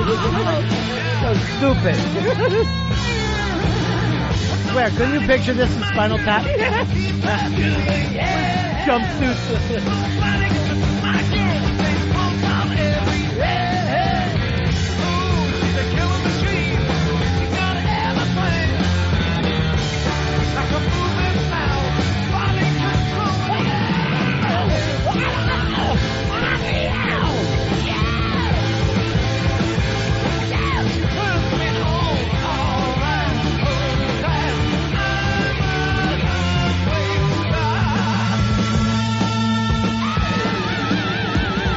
Hey, Nathan, you're on the Ron and Fez show. Hey, buddies. How about Johnny Cash's 2 prison albums, Folsom and San Quentin? Oh, great stuff.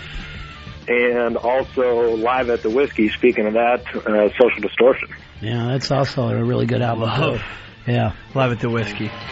But Folsom Prison is the best ever. Early one morning I was digging around. I took a shot of cocaine and I shot my baby down. I went right home and I went to bed. I slept that loving 44 beneath my head. How happy the inmates are. That gun. I took a shot of cocaine and away I run. Made a good run, but I run too slow. They overtook me down in Juarez, Mexico. Look at these fuckers are so happy. Yes, you shot a girl and got busted. Every time it's assault. Yeah, murder. Woo! Not Jack Brown, and you're the dirty hack that shot your woman down. Yeah. Oh yes, my name is Willie. Yeah. If you've got a warrant, just read it to me. Shot her down because she made me slow. I thought I was her daddy, but she had 5 more. When I was arrested, I was dressed in black. They put me on a train and they took me back.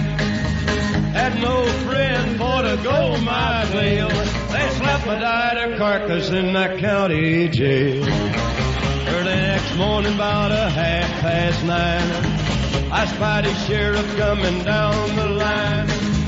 Up then he coughed as he cleared his throat. He said, "Come on, you dirty hack, into that district court."